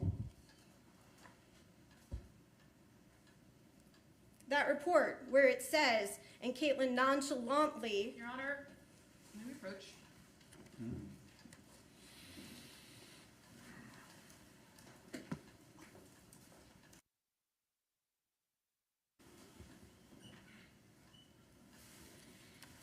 so Mr. Duren, after you picked up the gun, racked the slide, you walked back over to where Caitlyn was on the sofa, correct? Yes. To walk around the coffee table to get there? Yes. You grabbed Elowen with one hand? Yes. Had no issue taking her from Caitlyn at that moment, correct? I never took her and never said I did. I pulled her back. The reason being to create some sort of distance, for two reasons, to create some sort of distance between Elowen and the threat, and then two, to control Elowen while I took the shot, just to make sure that she didn't, like, all of a sudden jerk in front of the path or something like that. So you were holding Elowen back with one arm, correct? Controlling her. Yes. You were holding the gun in the other arm, your right hand. Yes. You extended your arm to fire, correct? No. So, I mean, it could be helpful if I actually showed the exact positions, but my hand would have been, like, as I'm leaning forward over because the table's over here, the couch is in front of me, I'm leaning forward, because Caitlyn's leaning back against the back of the couch with Elowen. So I'm leaning forward, grabbing her, and then the gun would have been probably back here as I'm firing. And you're firing like this? Well, whatever this motion is, yes. Without looking through the sights? No, Without I was aiming not in any looking through way? the sights, no. I was absolutely aiming, yes, With your hand behind you or next to your body? yes. So you couldn't see the exact location where that barrel was pointed, correct? When someone fires a gun tens of thousands of times, you know where it's aiming at all times. You know where it's aiming when you're standing like this with your gun here. Absolutely. You know if your elbow's not cocked in the wrong position. You know if you're off by an inch. Is that fair to say? Yes, You testified when, or actually you told the police, they asked you if you knew where you had shot Caitlyn, correct? yes, And you told them you did, exactly. You described exactly where on her head she was shot, correct? yes, On the side of her head, in a place where it was covered by her hair. yes.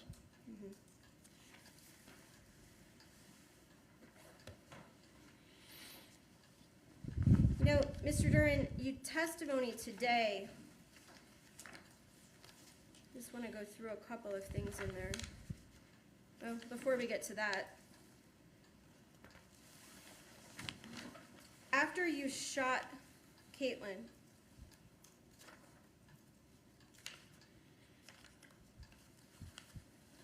that's when you began loading the car, correct?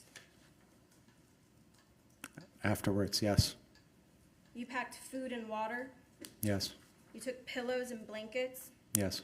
You took multiple changes of clothing for you, correct? I just grabbed clothes, yes, Multiple changes, correct? Multiple shirts, multiple sweatshirts. sure, yes, You grabbed multiple changes of clothing for Elowen. yes, You grabbed multiple changes of clothing for Valen. yes. You testified today that you took your work computer because that's a necessity.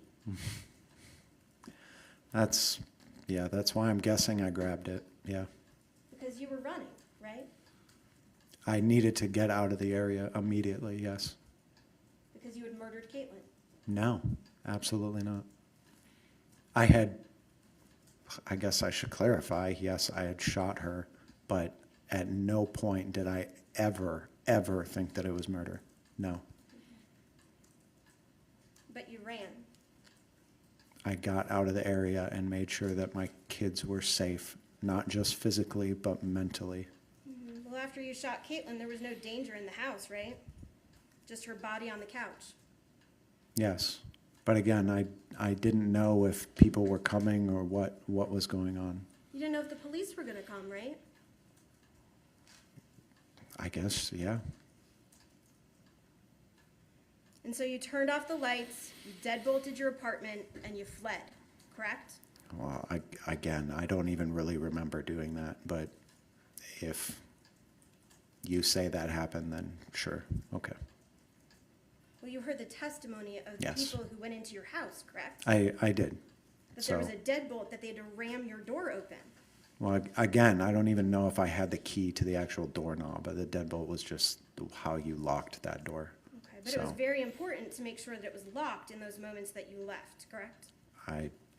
No, I guess it was just something that I did. So Hey, you you f- leave the house, you shut the lights off, and you lock the door. So you fled. You drove south, correct? I like Southwest, yes, yes, And after you called your parents, you went dark, correct? yes. And you did that so you wouldn't be found, correct?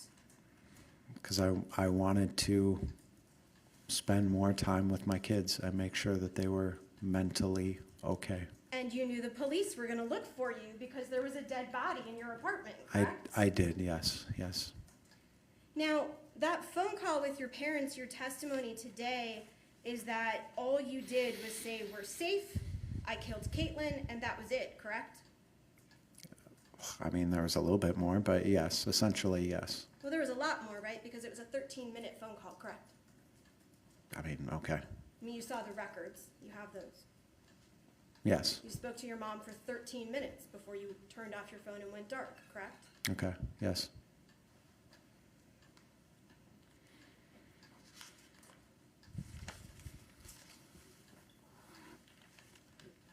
Even after you decided to turn yourself in, you didn't call the police and say, hey, I'm gonna come turn myself in, correct? At no point did I call the police, no. And you never actually went to the police, correct?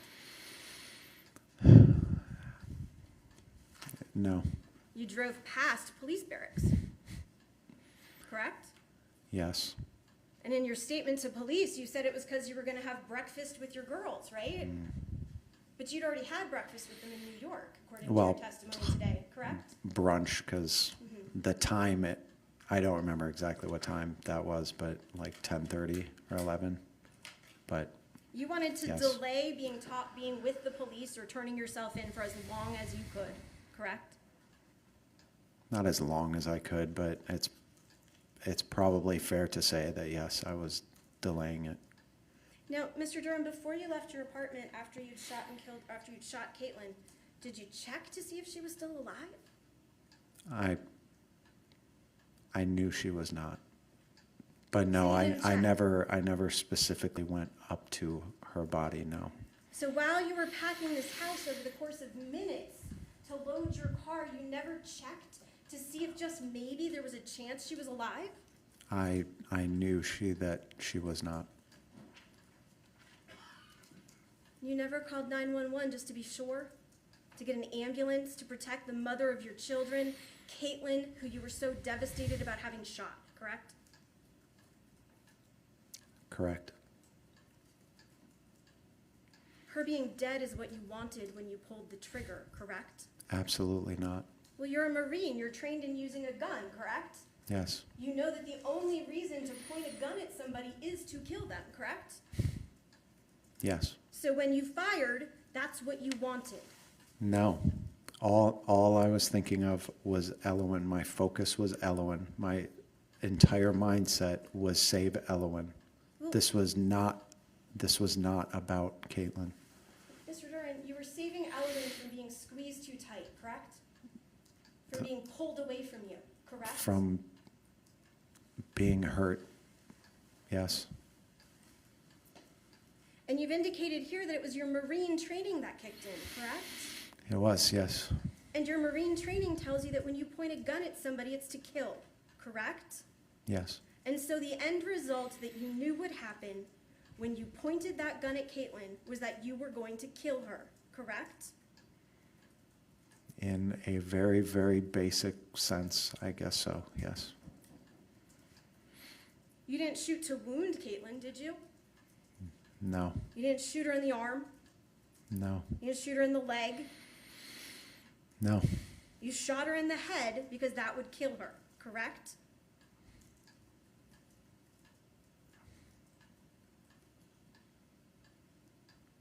Sure, yes. I mean, Mr. Duren, your defense here today that you want to be justified is that you acted purposefully with deadly force to kill her because she was hurting Elowen. That's your defense, right? Yes. But yet you're still hesitating as to whether that's what you wanted. Because I didn't want I never wanted Caitlyn dead at any point. Except as a Marine, you knew the moment you pulled your gun and aimed it at her that that's what your goal would be, correct? The goal was to eliminate a threat to my child. The goal was to eliminate the child's mother, correct? The goal was to eliminate a threat that was holding my child hostage and hurting her in front of me. And that person was your child's mother who had just as many rights to hold that child as you did, correct? Tragically, yes.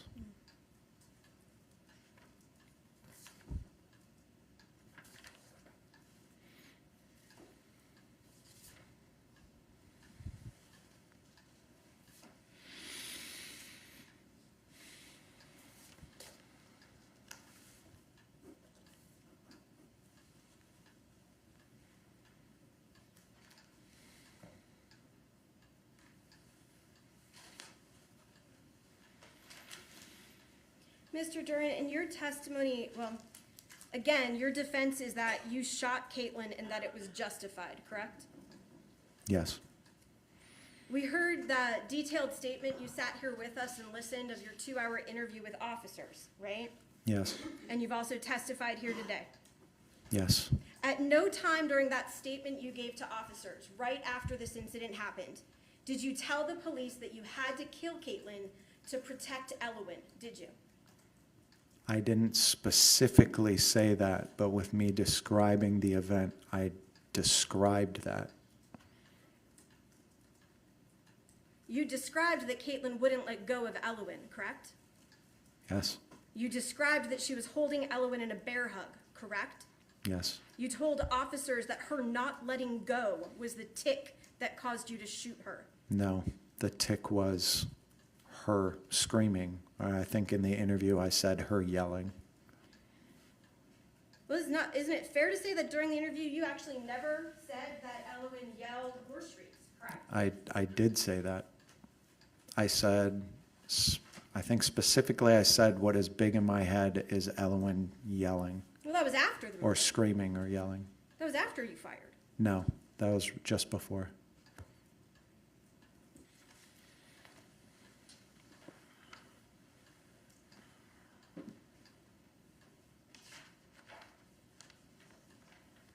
Trying to narrow this down for you, Mr. Duren.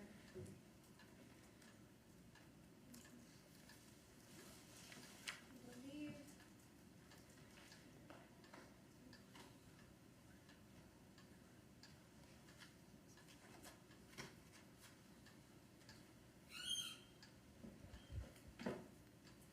I'm going to show you what's marked for identification purposes as State's Exhibit 27. I believe that, Mr. Duren, you're welcome to look through this, that most of the actual incident starts on about page 58, moving forward.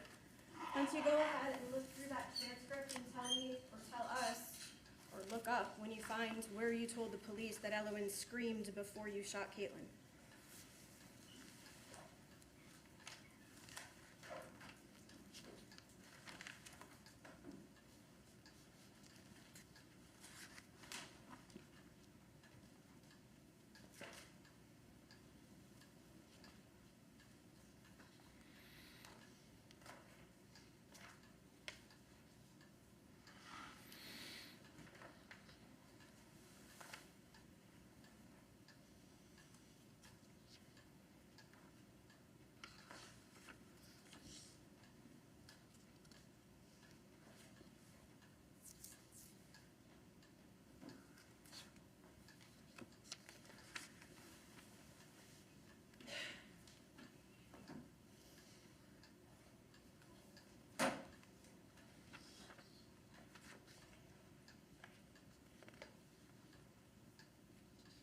Are you sure this is the right area?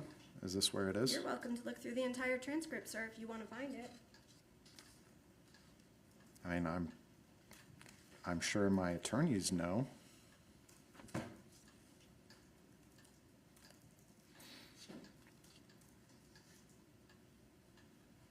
I just don't know if you're expecting me to go through the entire thing right now to find it. Well, Mr. Duren, you're saying that you told the police that, correct? Yes.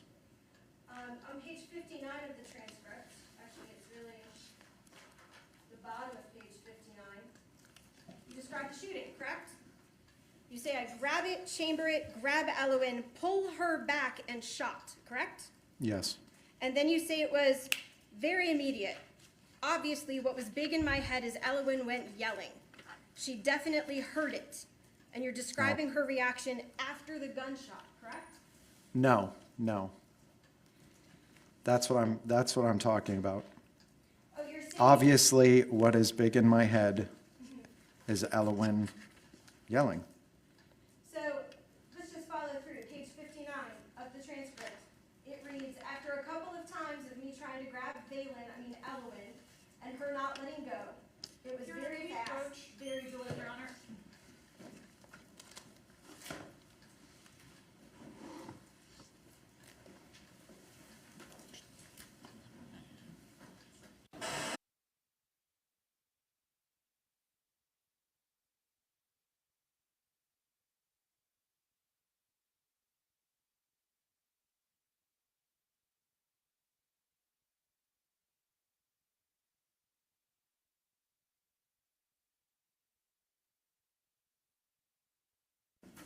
Overruled.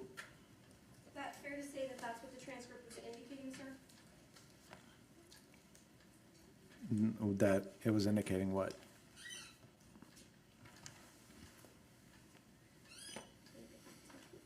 $59.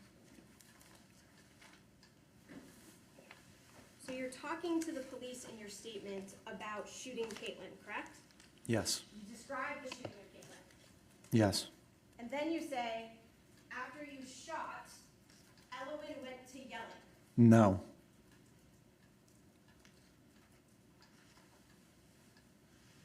I'm saying, it was finger snap, very immediate, as in my reaction to her being hurt was very immediate. Obviously, and quote, obviously what was big in my head is Elowen yelling.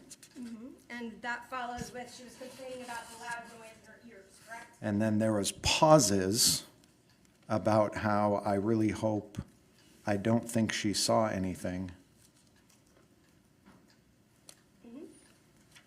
So describing her reaction after the shot was fired, correct?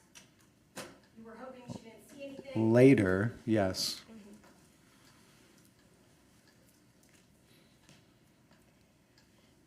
At no time during the interview did you tell the police that you had killed Caitlyn because she was going to be kidnapping Elowen, correct? I had suspicions, but I didn't know of any specific plan, no. And you didn't tell the police about those suspicions that she was going to kidnap Elowen, correct? The point of me talking about the previous situation with Valen in Nevada, that was part of that, me explaining that. At no time did you tell the police that at the moment right before you shot Caitlyn, that Elowen was being hurt by Caitlyn, correct? I did. You told the police that Caitlyn had Elowen in a bear hug, correct? Yes. That Elowen was crying, possibly because you were arguing, correct? I said because she was being hurt and because of the arguing prior to. You said because Caitlyn was holding her tightly, correct?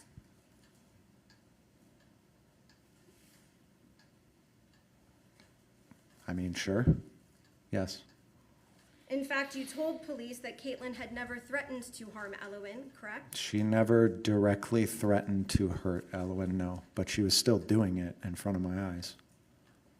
Today, in fact, you've testified and used the word hostage, and you've testified to say that Caitlyn was holding Yes. Elowen hostage in front of you in your home, correct? And yes, because even though I was describing a hostage situation and Sergeant McLaughlin knew I was because he asked me about hostage type situations, I never actually said the word hostage. So I'm clarifying that yes, I'm specifically saying hostage, yes. Right, even when Sergeant McLaughlin gave you that opportunity, you didn't say it, correct? No, I did. I said yes. Well, he only asked you if you had training in hostages, correct? That's the question you were answering. If I had trained in hostage-type situations, and yes. Meaning, yes, this was what was going on, so, and yes, I've had training in this type of situations. Now, today, Mr. Duren, you've testified that before you shot Caitlyn, you begged her to let go of Elowen, correct? Yes.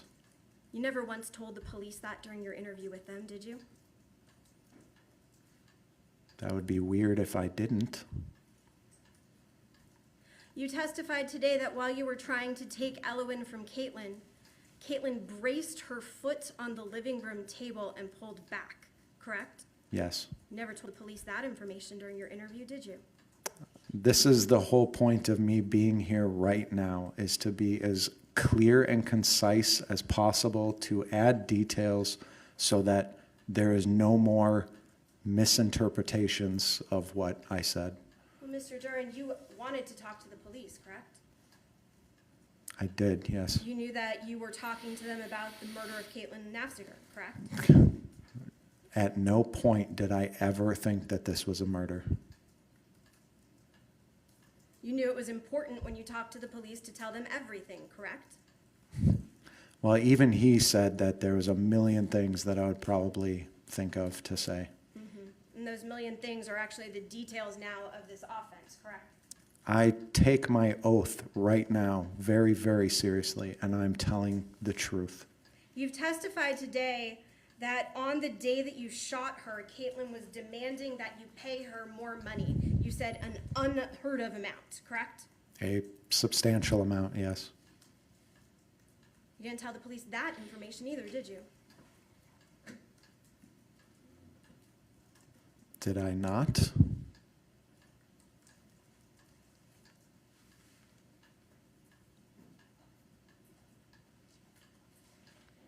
And I was certainly talking about her threatening.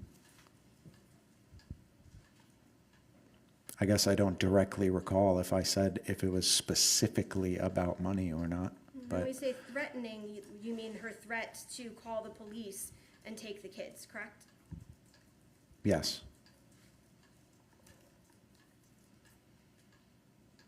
Today, you've testified that on the day that you shot her, Caitlyn told you that you'd never see your children again, correct? yes. You never told the police that during your interview with them, did you? I guess I do not recall.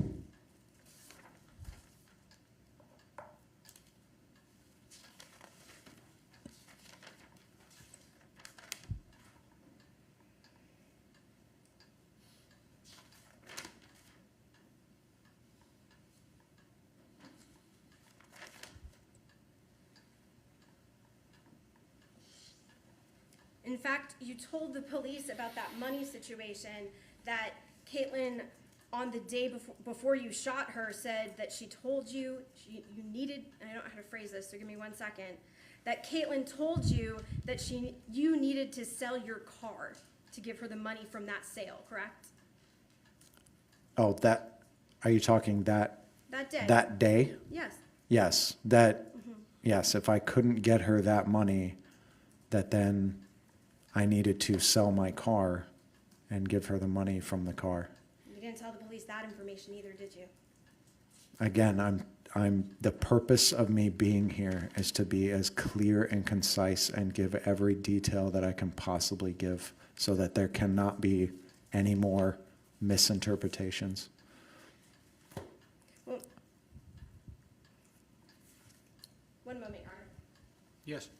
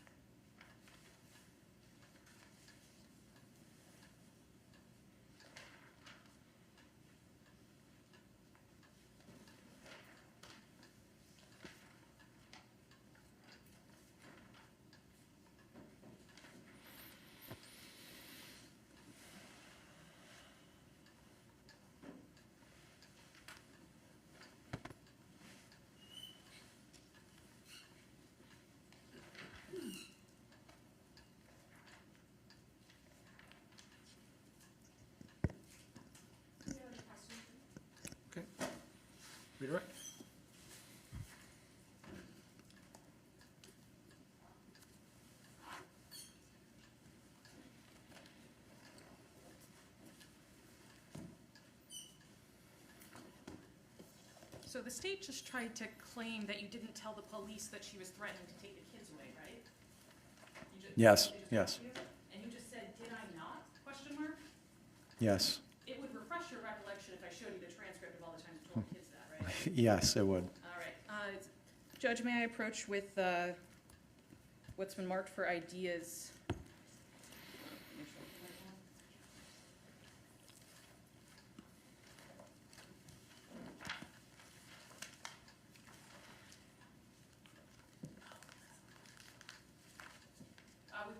What's been marked for ideas states 32. Yes. Page 57.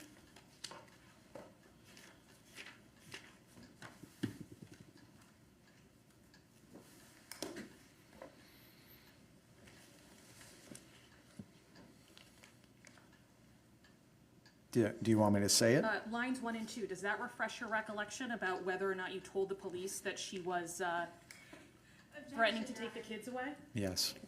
Okay. What did Your you, Honor, if I can just object that refreshing recollection, Your Honor, the defendant did not indicate he did not recall. he said, but didn't I? Did I not? Was his answer to your question. Counsel approach. Sure.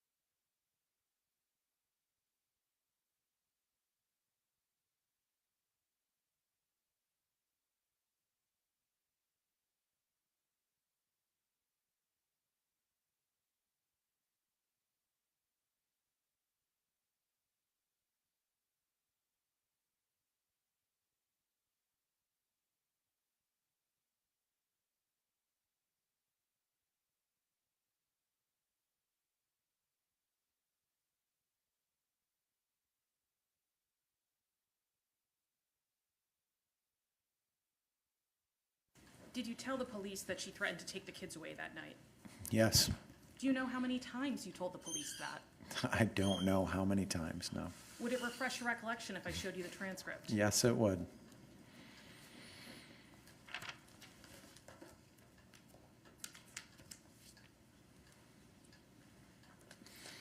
'57?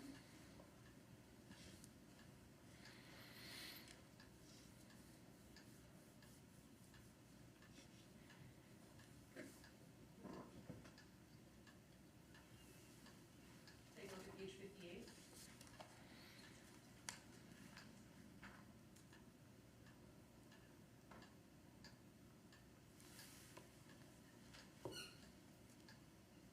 Take a look at page 81.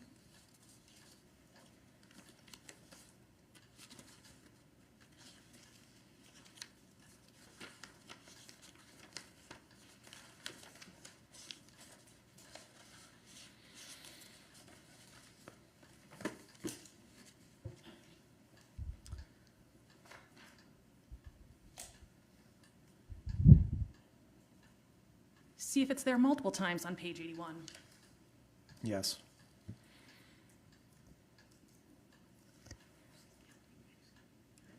Check page 83. Your Honor, I just asked if the defendant is answering the question or if counsel is counting for him. Overruled.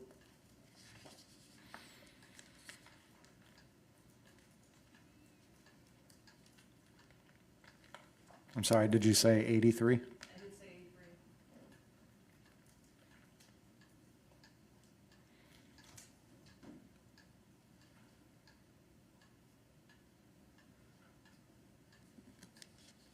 I see it.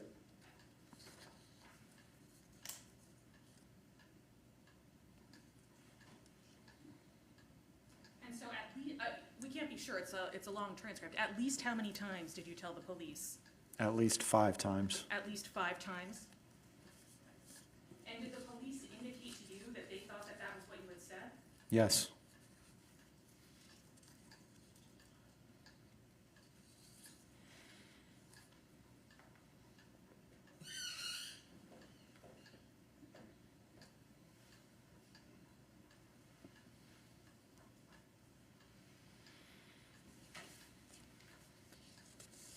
I'll take that transcript back from you.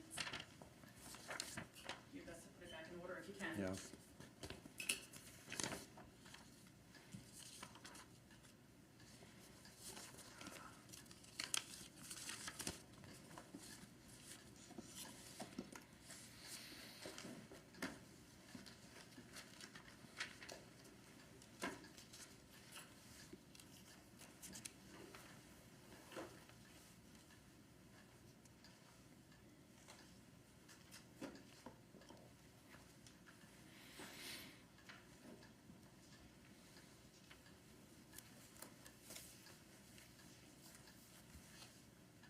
You testified earlier that when this was happening, when you were seeing your child being held hostage in front of you, you weren't angry.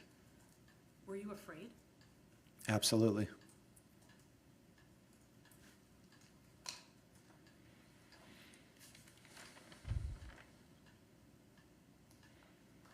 What was different that night than past arguments about custody? Yes, I was able to, for the most part, brush off past arguments because, and the difference being now is because my child wasn't being held hostage in front of me and used as leverage. And there was some back and forth about the fact that you told the police that Elwyn was yelling. Yes. When you told the police that Elwyn was yelling, what were you talking about? When was this yelling happening? I'm specifically talking about right before the third attempt when I tried to grab Ellen for the third time and she pulled back, bear hugging, squeezing Ellen and twisting and yanking her backwards. That yelling. And the state interrupted you once or twice when you wanted to clarify why this happened. But I think you said ultimately the goal was to eliminate a threat who was holding my child hostage in front of me and hurting her. Is that accurate? Yes, yes it is. That's all I have right now. Recross. Very briefly, Mr. Duren, the last question the state asked you, the one that council has just gone in and had you count inside of the transcript, let me ask you again. You testified today that Caitlyn told you before you shot her that you would never see your children again. Is that your testimony today? Yes. And that is something you never told the police, correct? That specific sentence, maybe not.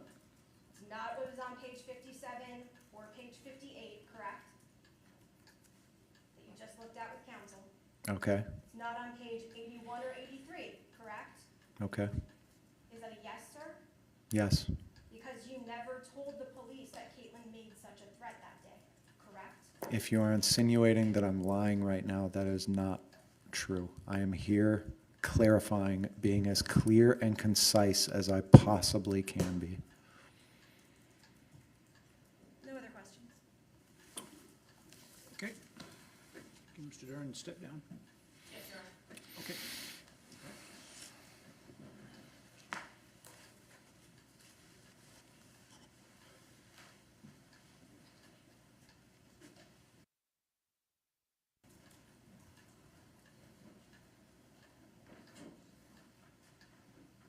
Okay, defense is rested. Anything further from the state relative to rebuttal? No, Your Honor, the state has no further witnesses and rests. Okay, all right, thank you. Members of the jury, the evidence is now closed. At this time, there are several things that I have to attend to with the attorneys, as is standard in a matter such as this. So what we are going to do is we are going to break for the day. Okay, we are going to break for the day. You'll be dismissed for purposes of today and to return at 9 o'clock tomorrow. At 9 o'clock promptly, we will start closing arguments by both the defense and by the state. And I will instruct you tomorrow, and you will have time tomorrow to begin your deliberations. So again, tomorrow morning at 9 o'clock, You'll hear closing arguments, you'll hear my instructions, and then you will receive the case tomorrow. So I'm going to stop for the day here.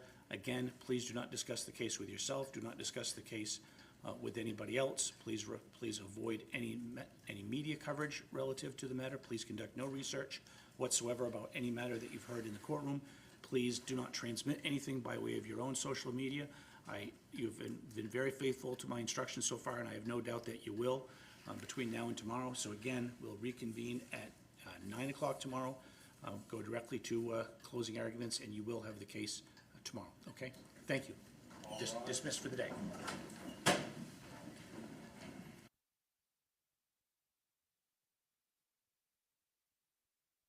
Please be seated.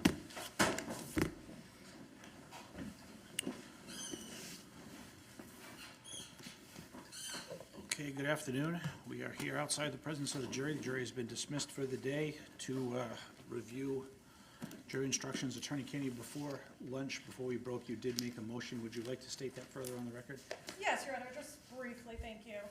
I'm moving to dismiss all 4 charges for insufficiency of the evidence, even when viewing the evidence in a light most favorable to the state, no rational trier of fact could find beyond a reasonable doubt that the state's presented sufficient evidence to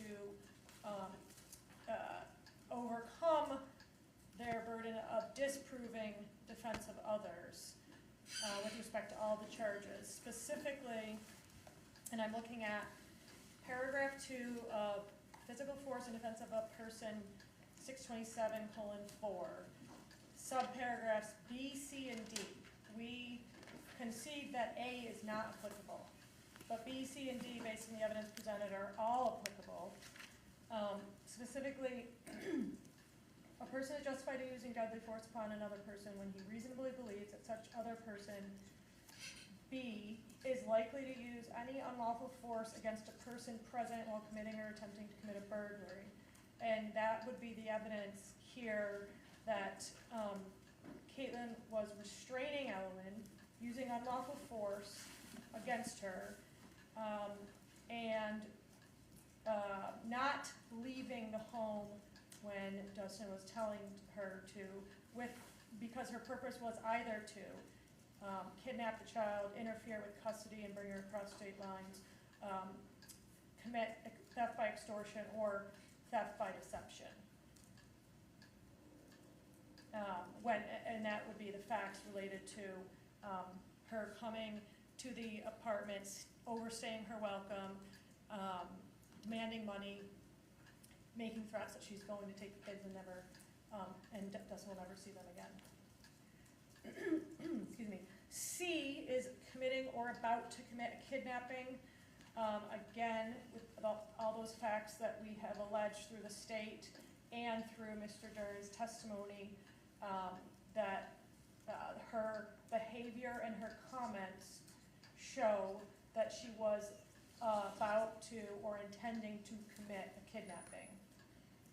And D is likely to use any unlawful force in the commission of a felony against the actor within such actor's dwelling or its curtilage. And I don't believe I misstated this earlier, Your Honor. I would argue that I got it right, that the unlawful force is Caitlyn using unlawful force against Ellen while committing a felony against Dustin within Dustin's home. And that felony being any of the ones that I enumerated already: interference with custody, kidnapping, theft by deception, theft by extortion. And so for all of those reasons, we have presented evidence the state has not overcome, and the court should dismiss all 4 charges. Okay, thank you. Counsel?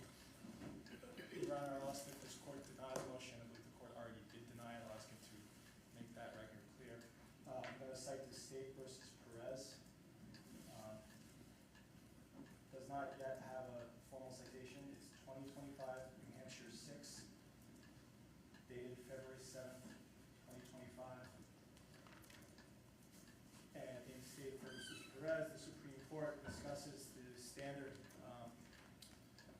that applies in a sufficiency challenge at the close of the state's case and after the close of the defendant's case as well, when the defendant has presented evidence. The court says that evidence presented in a defendant's case in chief could tend to disprove or discredit the evidence introduced by the state.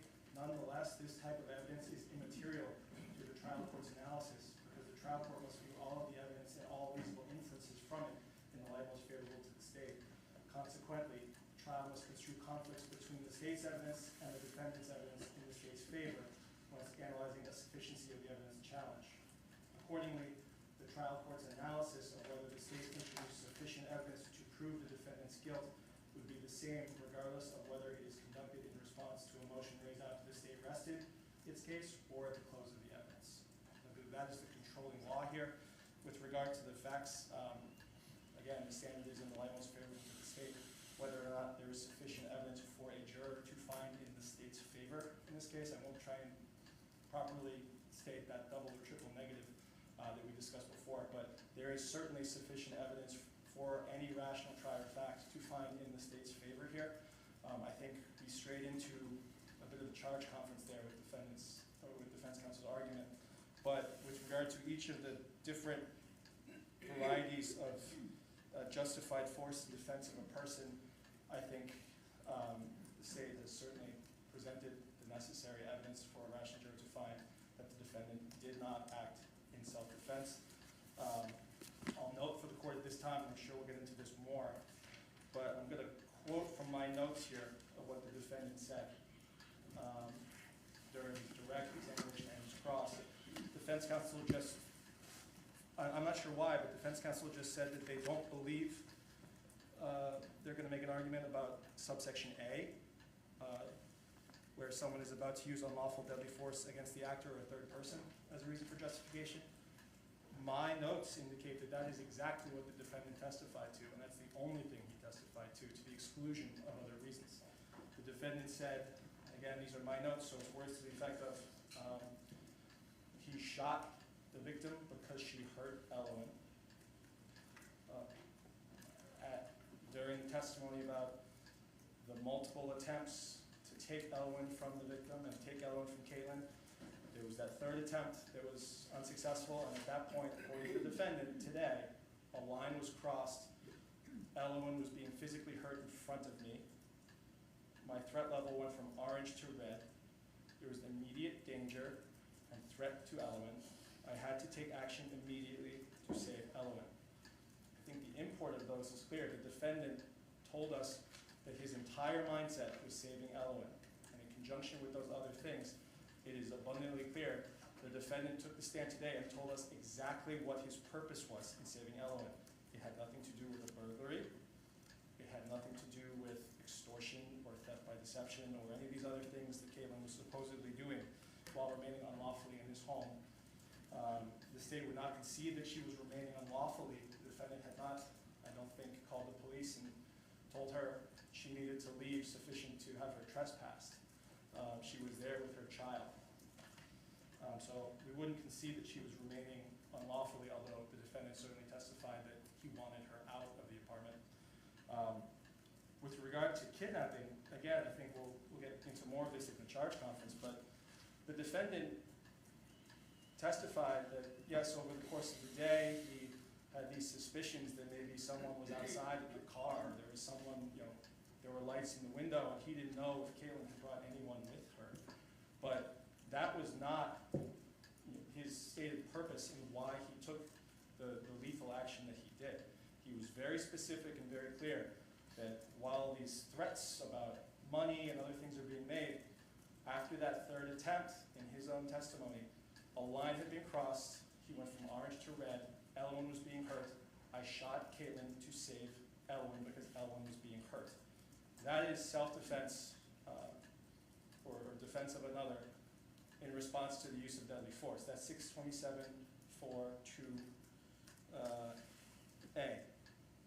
That is not B, C, or D. I would disagree with counsel's interpretation of D. I think the wording of that is pretty clear, that it requires that the person who is using the deadly force believes that the other person is likely to use any unlawful force against the actor, not unlawful force against anyone while committing a felony against the actor. I think the other language in the statute makes it very clear where, even in B, the statute says is likely to use any unlawful force against a person present while committing or attempting to commit a burglary. D makes it very clear that the force is against the actor. It doesn't say against anyone in the home or make it clear that the force can be used against anyone while the felony is against the actor. That doesn't make any sense. So for all those reasons, Judge, I think the motion to dismiss at this stage should be denied. Okay, thank you. Anything further, Attorney Keene? Nothing, Your Honor. Okay, once again, we're here. The first order of business relates to the motion to dismiss raised by the defendant previously before lunch. We will get to the charging conference and jury instructions, and I will explain what that is in just a second. But with respect to the defendant's motion to dismiss, the motion to dismiss is denied for the reasons articulated by the state. I would also reference State versus Perez as referenced by Attorney Spicer, and relating back to all of my arguments that were in the citations that were indicated at the close of the state's evidence, which was on Thursday, if my recollection is correct? Yes. Thursday? Okay, so I relate back to Thursday for purposes of the initial motion to dismiss, which was denied, and I would deny the defendant's motion to dismiss again at this time for the reasons stated previously and for the reasons stated by the state, not with respect to A through D, but at least with respect to the referencing of State versus Perez, 2025, New Hampshire 6. So motion to dismiss is denied. Excuse me. Now, with respect to jury instructions, for those who may not be familiar with this process, those other than counsel who may not be familiar with this process, sometimes this is referred to as a charging conference. The jury instruction process, what we're about to do, relates to the specific sentences and paragraphs that I am going to provide to the jury after closing arguments with respect to the law that applies to the case. This is the opportunity for counsel for both sides to describe and argue on behalf of their side what law should apply, what law I should give the jury as it relates to the instructions that are given to the jury. The jury instruction booklet that typically is used is a large 3-ring binder, and what we do in this process is we narrow that down to say what does the jury need to decide as part of this process. So it can be sometimes a lengthy conference, and that is why I sent the jury home for the day, so that we can have plenty of time to make sure that everyone has developed a sufficient record on both sides relative to the issues that we are about to discuss right now. Also, for the record, I previously gave the first half of my instructions to the jury before opening statements, and I'm going to come back to that in just a second. Next, I will state for the benefit of everyone that I did circulate a very rough draft of jury instructions to counsel at the end of the day on Friday, so that they would have the weekend to be able to review them and make their comments, be prepared to make their comments about what part of the jury instructions should be altered, what should be added, what should be taken away. And that's also what we're about to do right now. And there's one other thing I was going to say, but we can't finalize the jury instructions until we know exactly how the evidence has been completed. And now that the evidence has been completed, it gives the opportunity for everybody to make arguments about the appropriate way for me to instruct the jury at this point in the proceeding. So in terms of how we go through this, I know that we are going to take quite a few detours as is necessary as part of the process. But what I will indicate to counsel, I guess the first question I have is, in any case in which there is an extended period of time, read that to mean any case that lasts over a 3-day period, especially one that goes over a weekend. I guess the first question I have for counsel is whether or not there is a preference that I go back and read the first half of my instructions again, instead of just the second half of the instructions. I don't know if anybody has any position with respect to that. I have done it before where there's been a request that I go back and read all of the instructions from the beginning. Any comment on that, Attorney Duren or Spicer? The state doesn't feel strongly about it, Your Honor, but I do think that out of an abundance of caution with the case of this gravity and with the length of time that has elapsed since the original or the first instructions were given, it would make sense to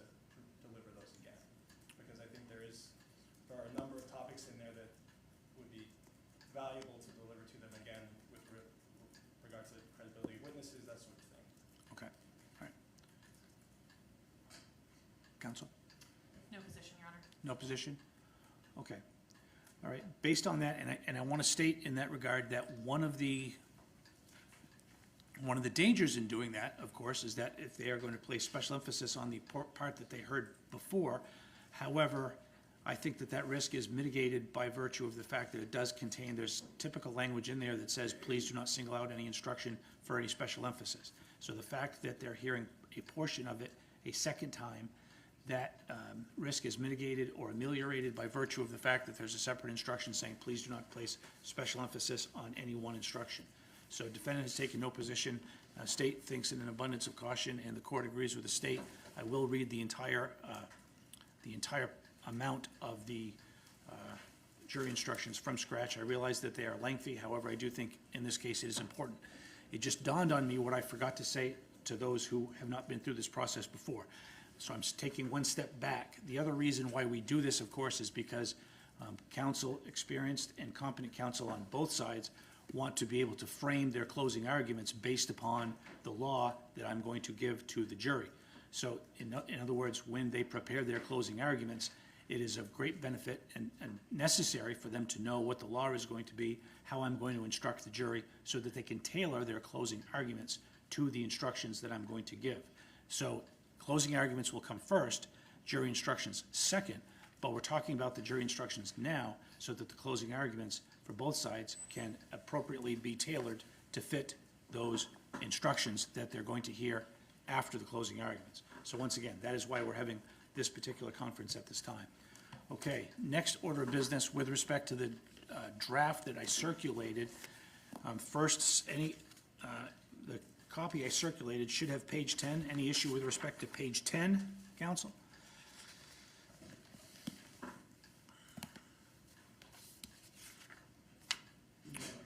Okay, on to page 11. So now with page 11, I guess the first question becomes, and my question will go to the state, the way I've structured this, the way I've structured it, once I get to the bottom of page 11, would be to include the elements there. What the defendant has proposed as part of their instructions is to include the self-defense element as directly as part of those elements in the first recitation of the elements for the second-degree murder knowing charge.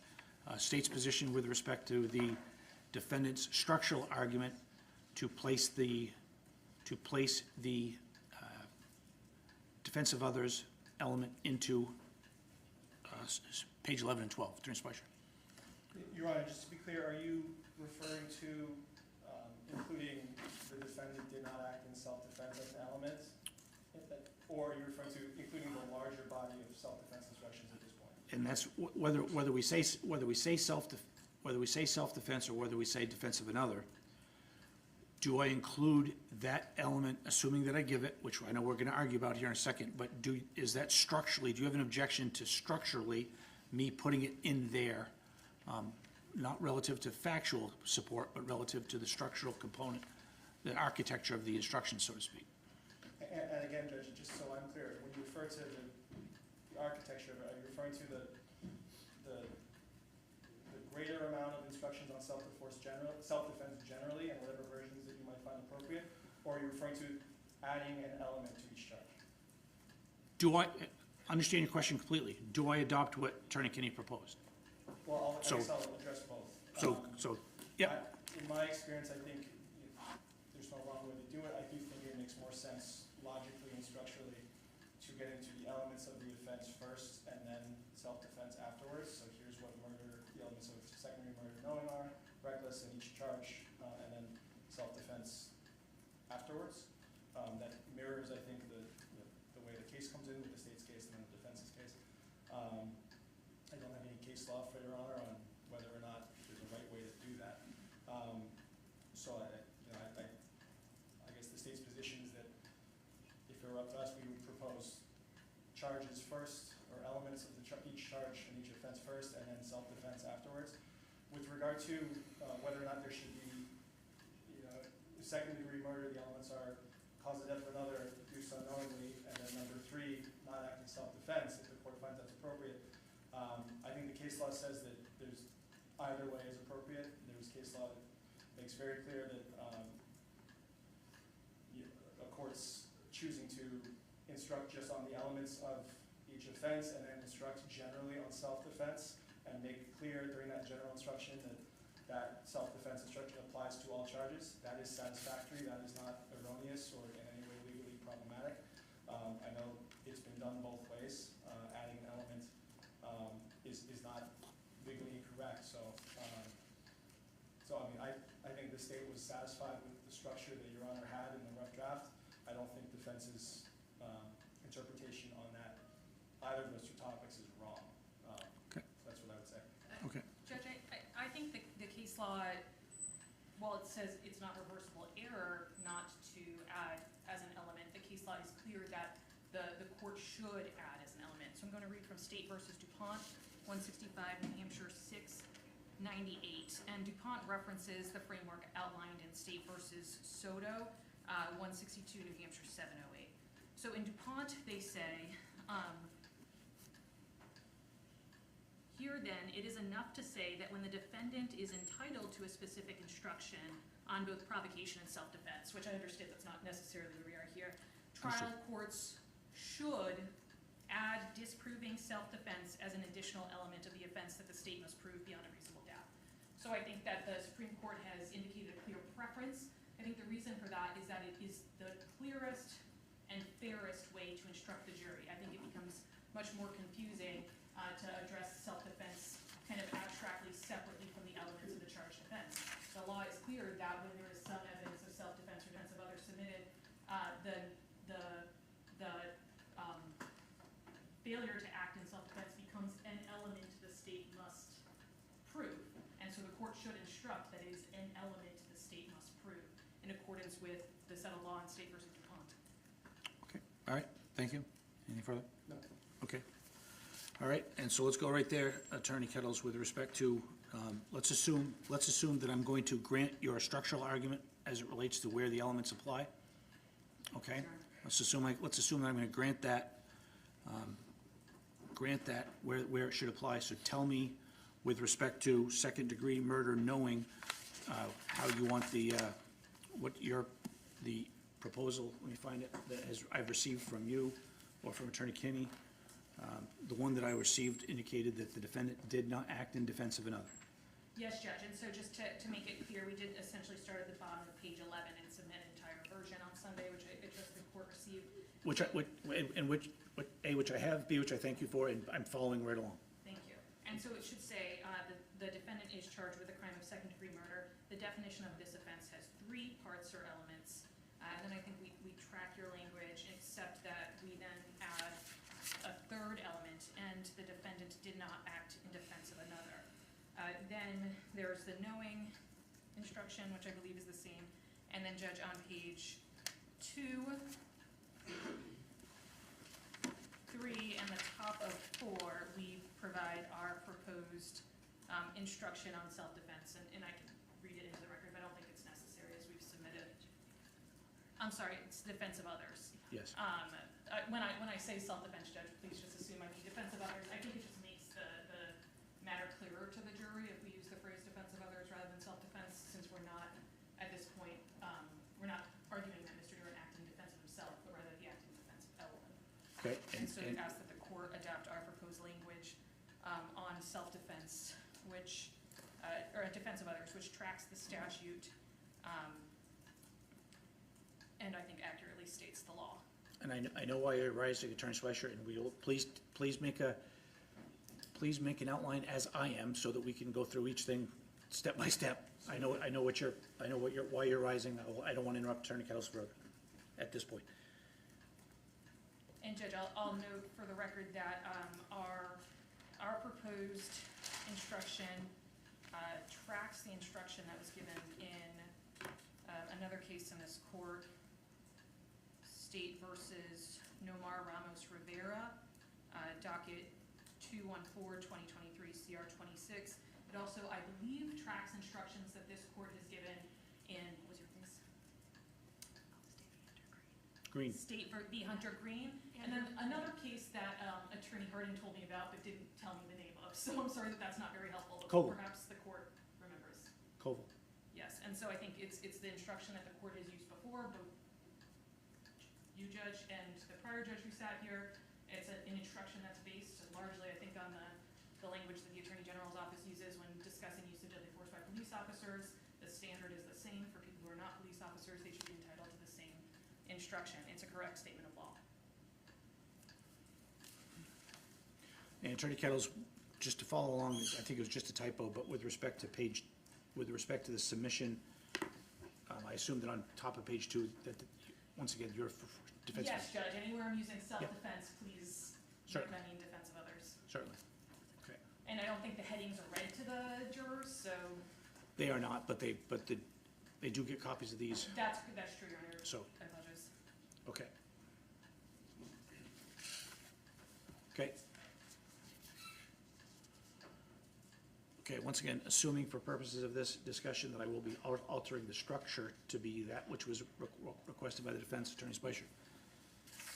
With respect to the entitlement of the defendant based upon the facts relative to any of the defenses, Thank you, Your Honor. any of the pure defenses, I should say. First, just as to the characterization of we're only dealing with defense of another, I think defense counsel argued earlier with regard to burglary under 627-24C that their theory was that the defendant actually and reasonably believed that under their interpretation, Ms. Naffziger was going to use unlawful force against him, or use unlawful force against Ellen in the commission of a felony against him. I think that does bring us back into self-defense rather than purely defense of another if there's a felony being committed against him. So that's just a characterizational note. And can I stop for a second? So with respect to 627-4, 2A, and referencing the argument that you made during the motion to dismiss, I would just point out that A says is about to use unlawful deadly force against the actor or a third person. You've referenced Mr. Duren's testimony as it relates to the perception of force being used by Ms. Naffziger against Elwin. However, you would agree that he was not perceiving deadly force against her. I agree. Okay, I just want to make sure. So with regard to what instructions the defense is entitled to at this point, the Yes. state's position is that the defendant is entitled to an instruction on 627-4-2A based on his testimony. And again, the import of his testimony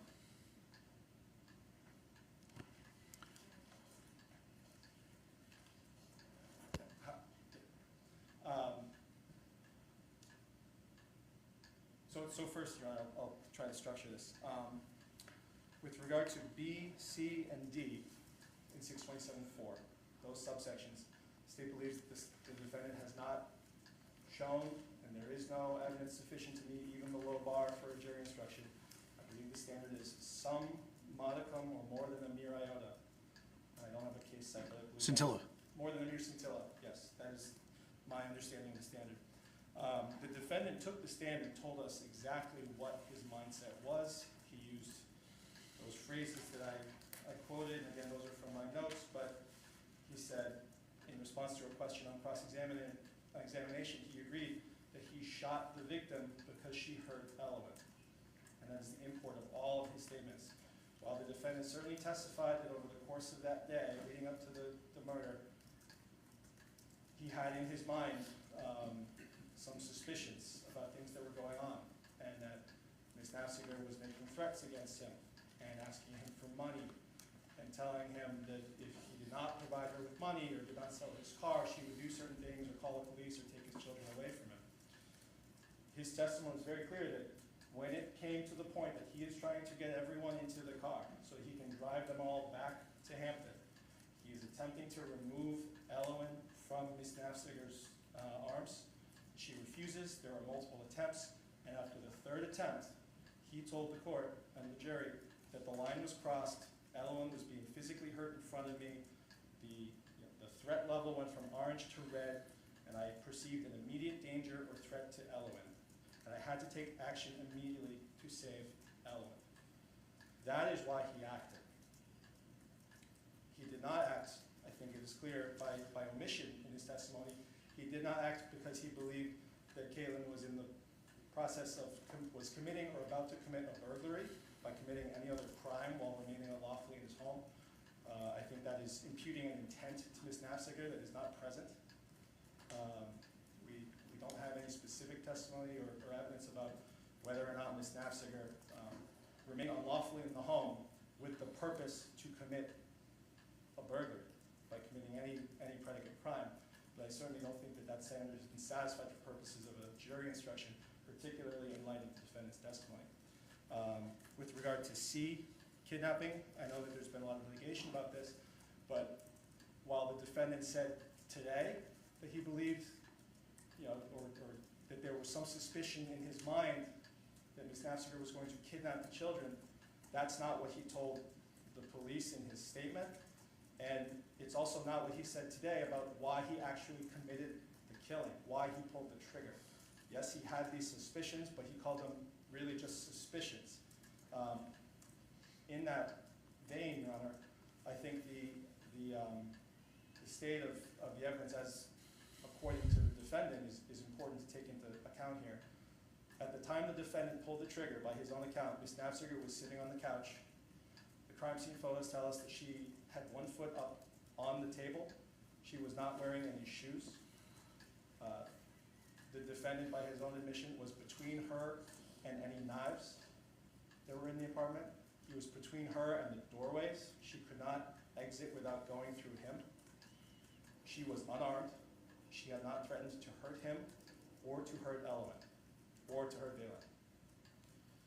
Given all of those things, and what I have referenced multiple times now about the defendant telling us what his entire mindset was, there's no evidence that he killed Ms. Naffziger because he actually or reasonably believed that she was committing or about to commit a kidnapping. The moment in time that matters here is the time that he pulls the trigger. And at that moment, for him to merit a jury instruction on kidnapping and self-defense, he had to actually believe that she was committing or about to commit a kidnapping, and that belief has to be reasonable. And that's not what his testimony was, and it's not reasonable. There's not even a mere scintilla of evidence that would support that that's a reasonable belief if he held it. And his own testimony here today has told us that he did not. I think the same argument applies to subsection D about whether or not the defendant actually and reasonably believed that Ms. Naffziger was going to use any unlawful force in the commission of a felony against anyone, him or Elowen, however that statute is construed. The defendant's testimony today and his statement to the police was that Elowen was not, the victim did not threaten to harm anyone. For him to say now, at this stage, that he actually and reasonably believed that there was a likelihood that Ms. Naffziger was going to use unlawful force against either himself or Elowen is just not supported by the evidence, particularly in the commission of whatever felony. The defendant's claim that he believed that there was this kidnapping or that there was interference with custody going on, this other crime that I think will become relevant in a minute, I think is also not supported by the evidence, where for Ms. Naffziger to kidnap her own children, to commit the crime of interference with custody by taking them away or concealing them from the defendant would require her to leave. It would require her to do something other than remain in his apartment holding the child. And there's no evidence that she did anything of that nature. And again, she had no car, she had no bus ticket, no family or friends close by. She was not wearing shoes, she was not dressed for the weather. The defendant's own testimony was that he shot her and he pulled the trigger because she refused to let go of her child. That is not her committing or about to commit a kidnapping. She's not running out the door into a waiting car. She's not taking Elowen and Valen and hopping onto a bus when the defendant's not looking. That's simply not what the testimony is. I'll reference the degree of force jury instruction here as well. The court included it properly in the rough draft. I think it should be there.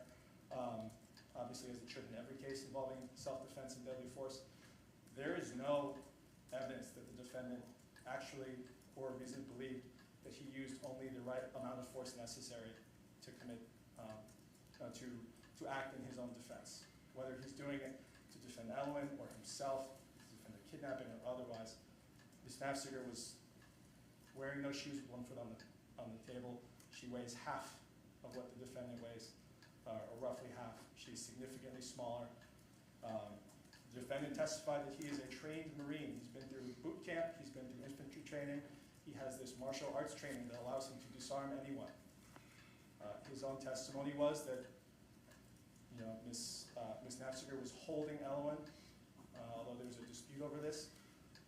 According to the defendant, in the light most favorable to him, Ms. Naffziger was squeezing Ellen, perhaps enough to make her shriek. We don't accept that that's what the evidence is or what the evidence shows or what actually happened, but that was the defendant's testimony to some effect.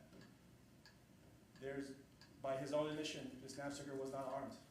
She did not have access to a deadly weapon at the time that he pulled the trigger because he had the only gun in the apartment. And he said the only knives in the apartment were behind him, some distance away. They were certainly not readily close at hand. He didn't say that. They don't appear anywhere in the crime scene photos. The defendant shot Ms. Naffziger in the head.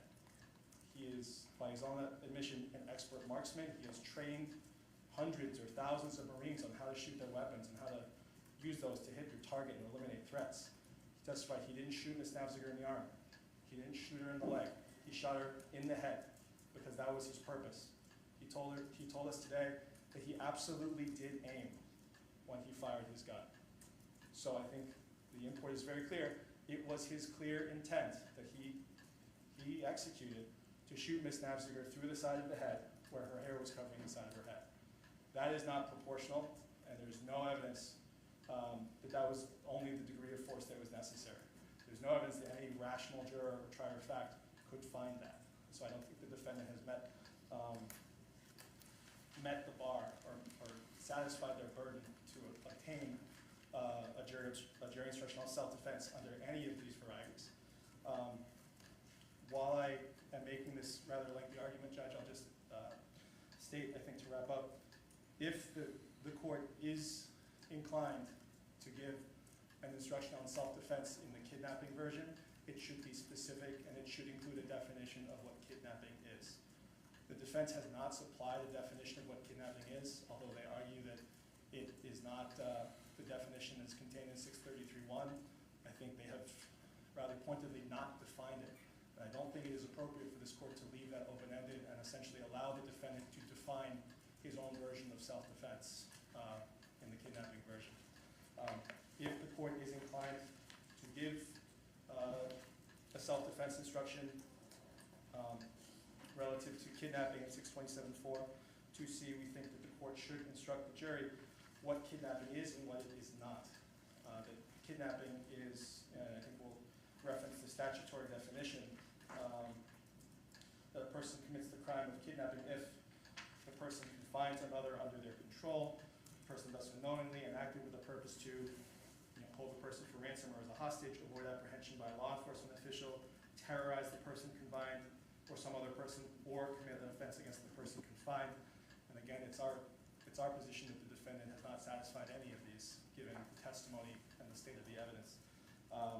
If the court does instruct on the kidnapping self-defense variety, we also think the court should make clear what kidnapping is not, and that relates to interference with custody and 633.1-A.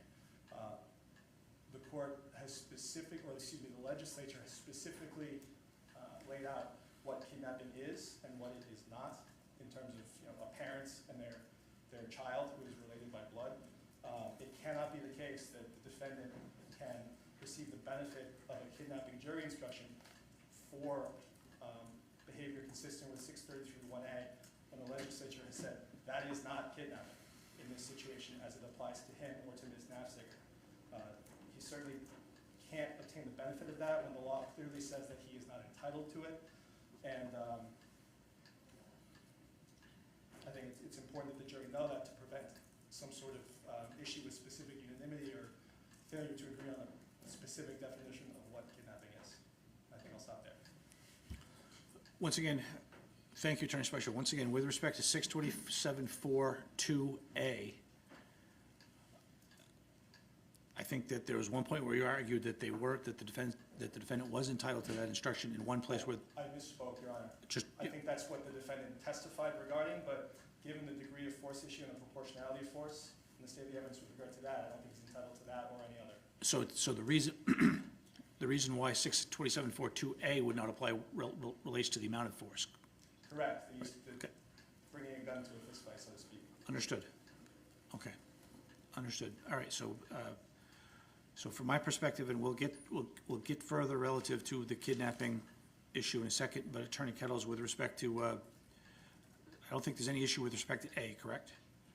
That's correct, Judge. So, We're arguing that. B through D? Yes, B through D. Okay, And Judge, the state has pulled a single piece of evidence out of context to rely on, but I think the overall comport of the evidence is clear. And I'll quote what Mr. Duren said both on cross and on redirect. The goal was to eliminate a threat who was holding my child hostage in front of me and hurting her. That alone is enough to get defense of others instruction under D through E, but that's not the limit of the evidence. That's not the only evidence in support of the defense of others instruction. And Judge, I think most of the other arguments that the state has made has gone to their perspective on the strength of the defense, not on whether or not the sum evidence standard was met. The sum evidence standard has been met. The court stated that it had been met at the close of the state's case, and since then, even more evidence of defense of others has been presented. State versus Brooks and State versus Woodburn and many other cases cite the same standards. And for the record, Brooks is 2025 New Hampshire 12, and Woodburn is 175 New Hampshire 645. The standard is, quote, for there to be some evidence to support a defendant's specific defense, there must be more than a minutia or scintilla of evidence. The evidentiary support need not be overwhelming.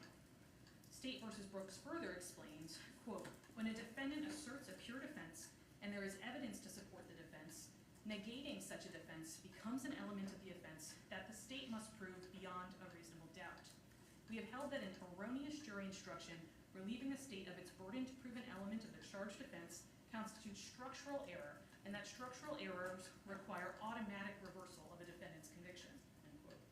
And again, State versus Brooks, when there is some evidence to support a pure defense, a trial court's failure to give a jury instruction on that defense is akin to failing to instruct on an element of the offense. And we have far more than a minutia or a scintilla of evidence here. That one quote, the goal was to eliminate a threat who was holding my child hostage in front of me and hurting her, is some evidence. The additional evidence, and I'm not going to go over it, Judge, I'm going to pick 7 or 8 kind of key points here. There's evidence that Caitlyn actually had a plan to take the children out of the state without telling Dustin.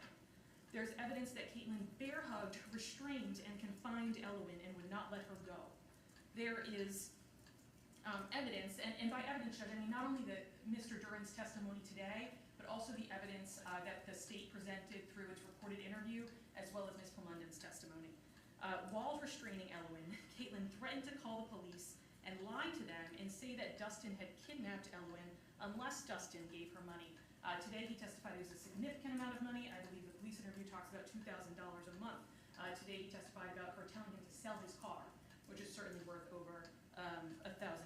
And so there we've got not only the kidnapping and the unlawful interference with custody, but that's also where some evidence comes in that she remained. This is after he told her to leave over and over again and said, we're going, I'm putting you in the car, we're going. And she still sat there and she made these threats.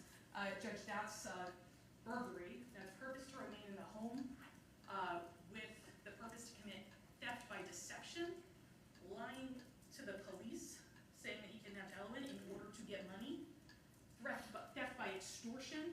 If you don't give me money, I'm going to take your kids away and you'll never see them again. That is felony level unlawful interference with custody, trying to take the kids out of the state. It's a felony against Mr. Duren, and it's also burglary, purpose to remain in the home with a purpose to commit stalking, harassment, and a number of other offenses. An additional piece of evidence, while restraining Elwyn, Caitlyn said Dustin would never see his children again, that she was going to take them from him. Another piece of evidence, some evidence in support of this instruction. Caitlyn pulled and yanked back on Elwyn forcefully enough for her to scream in pain. I think the evidence has been clear that Dustin shot Caitlyn because she was doing these things. He has described this entire situation as being very intense, very chaotic. All of this stuff kind of building up to the moment when the line had been crossed, right, where his goal was to eliminate the threat who was holding his child hostage and who was hurting her. The fact that that's the moment at which he acts doesn't mean he's not acting because of all the other stuff that's happening. He's acting because of everything in combination, and that's the moment at which he can no longer just do this tug of war, right? He has to take further action, proportional action, because of the pain that's caused to the child. That doesn't mean he's not acting for these other reasons. And I think the testimony has also been that Dustin shot Caitlyn while she was still holding Evelyn. So while she was still restraining her, holding her hostage, about to commit a kidnapping, committing a burglary with the purpose to commit all these other crimes, and using unlawful force while doing so. Dustin's belief was reasonable. It was correct. She had a plan to kidnap the kids. His belief that she was going to do so was reasonable. And Judge, I think I've cited unlawful interference with custody, false imprisonment, false report to law enforcement, two other crimes that she remained in the home with the purpose to commit. If I grant you 627.42B, do I have to then define burglary? Judge, And how long is that gonna take? How long is it going to take? Not with respect to the argument, but with respect to the instructions. Yes, I think that, so, from a kidnapping perspective, the case law we supported in our memo, or cited in our memo, State versus McDonald, which I've referenced at prior hearings, which is 163, New Hampshire 115, make it clear that the court cannot limit what kidnapping is to the statutory definition, but it's something broader. I think that the court could instruct on burglary and on all of these different offenses, and that would correctly state the law to the jury if they added in that the state must prove beyond a reasonable doubt that he was not acting because he reasonably believed that she was about to commit a kidnapping, and the state must prove beyond a reasonable doubt that he did not reasonably believe that Ms. Naffziger was likely to use any unlawful force against a person present while committing or attempting to commit a burglary. I think the court would then provide a series of examples of the purpose to remaining in the home with the purpose to commit a crime, and could provide a series of examples of what those crimes might be. I mean, McDonald talks about the phrase forcible sex offense, which is not coextensive with aggravated felonious sexual assault. Yes. And it said there, I think McDonald and the other cases that I cite in my memo make it clear that unless it says as defined in the statute, it's improper for the court to limit what the word means to the statutory definition. So, by providing examples, aren't I in a way limiting?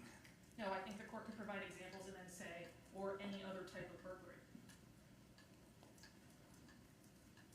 But that's a large list. Yes. Okay, But all I right. think correctly instructing on the law may require a large list, Judge. Okay, please continue. Thank you. Yes, Judge. And the state is trying to argue essentially different interpretations of the evidence, maybe asserting that there is contradictory evidence, but that doesn't change the fact that the court must give the instruction. State versus Kavanaugh is a case we haven't discussed much yet, but it's 174 New Hampshire 1, a 2020 case. And the Kavanaugh was abrogated by Brooks to the extent that Brooks said, look, this is structural error. But the rest of Kavanaugh is still good law. And there it says, quote, to be entitled to the instruction, the defendant had only to demonstrate that there was some evidence to support it. She did not need to submit proof beyond a reasonable doubt that she acted in self-defense. And it said also, the defendant contends that the trial court unsustainably exercised its discretion because it decided the merits of her self-defense claim instead of determining whether there was more than a scintilla of evidence to support it. We agree. Although the evidence was conflicting, we conclude that there was more than a scintilla to support the defendant's assertion that she acted in self-defense. What the court's asking you to do is basically to decide, or the state's asking you to do, is basically to decide the merits of the claim rather than allowing the jury to do so as it's proper. State versus Woodburn, it's got some interesting language in it about how the jury can make various inferences about mental state, even if the defendant doesn't testify specifically about mental state, that I think are instructive here, but I'll also note that State versus Woodburn says, to the extent that testimony can be construed as contradicting other testimony supporting the self-defense instruction, any inconsistency was for the jury to reconcile, not the trial court. And the sum evidence standard does not require that the evidence presented by the defendant be uncontradicted. So Judge, I think we've got far more than a minutiae or scintilla of evidence here for the subsections of 627.4 B through D. And so the court must instruct the jury on defense of others. Okay, with respect to C, my question, Attorney Kettles, with respect to C relates to NUCAS, N-O-U-C-A-S, at 165-146. And the issue relates to the kidnapping issue, which is, I just want to make sure I understand the defendant's position. In NUCAS, it appears that Judge O'Neill denied the instruction based upon, my phrase is that it wasn't a question of whether there was sufficient evidence, and it wasn't a question of the court making a credibility determination based upon the evidence. Instead, Judge O'Neill was affirmed when he refused to give the instruction in NUCAS because it didn't have the legal predicate for it. And I guess that's why now we're getting to the point of why I asked for the memorandum in the first place as it relates to the kidnapping issue, and specifically the 633-1A, if I'm doing this from memory, relative to the question relates to NUCAS, and it relates to legally, not factually, but legally, is the instruction to be given based upon the specific facts at issue here. And I'm asking you that question, and I'll go back to the state with respect to their position as it relates to how this situation relates to the NUCAS situation. Excuse me. And Judge, let me make sure I understand. My recollection of NUCAS is that it deals with a situation in which the defendant is presenting a theory of a case rather than a theory of defense. So in NUCAS... No? Not by my read. My read, excuse me, my read is that it was a theory of defense. However, the predicate in order to trigger the defense wasn't met. I believe the word any is italicized in NUCAS at the relevant. I can get the pin site, but that in this case there wasn't any evidence that justified the theory of defense. And I could be wrong about that, but I think that's the number one thing I've been looking at. Are you factually, is the defendant entitled from a legal standpoint, not from a factual standpoint? But, once again, continue. Judge, I'm not sure, I need to reread NUCAS, but my notes on it indicate that in that case, he testified to different versions of events than the state alleged, and the defense of others would have been in regards to an offense he wasn't charged with. So he wasn't saying, like, I think in NUCAS, let me just make sure I'm right, he was convicted for accomplice to armed robbery, and he essentially argued, I'm not going to get the exact facts right here, Judge, but he essentially argued, I was justified when I assaulted someone. And the court said, well, you're not charged with assault, so it doesn't really matter. It might not be assault, that's an example I'm using. It doesn't really matter whether you were justified in assaulting because that's not what you're charged with. Your being accomplice to armed robbery has nothing to do with defense of others. And so here, he is admitting to committing the act, and he is saying that the act was justified. And so NUCAS is not applicable because the defense of others resulted in the charged offense. Okay.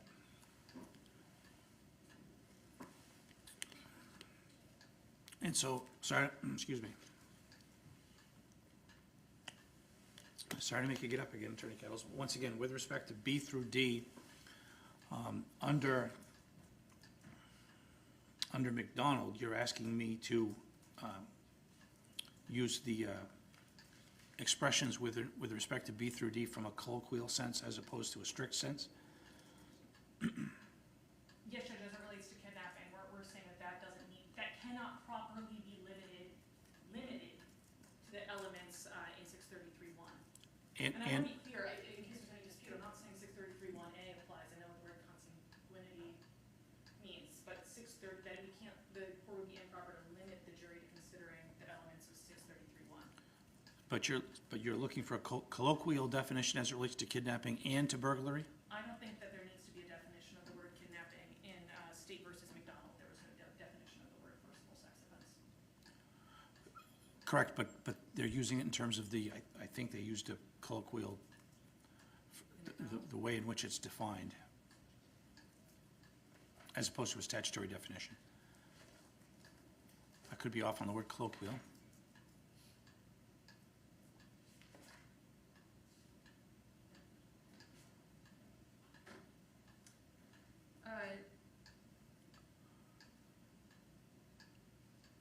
Judge, my understanding is that the court just included the phrase forcible sex offense and explained our statute is clear, the language is not difficult for the jury to understand in McDonald. Okay, all right, thank you.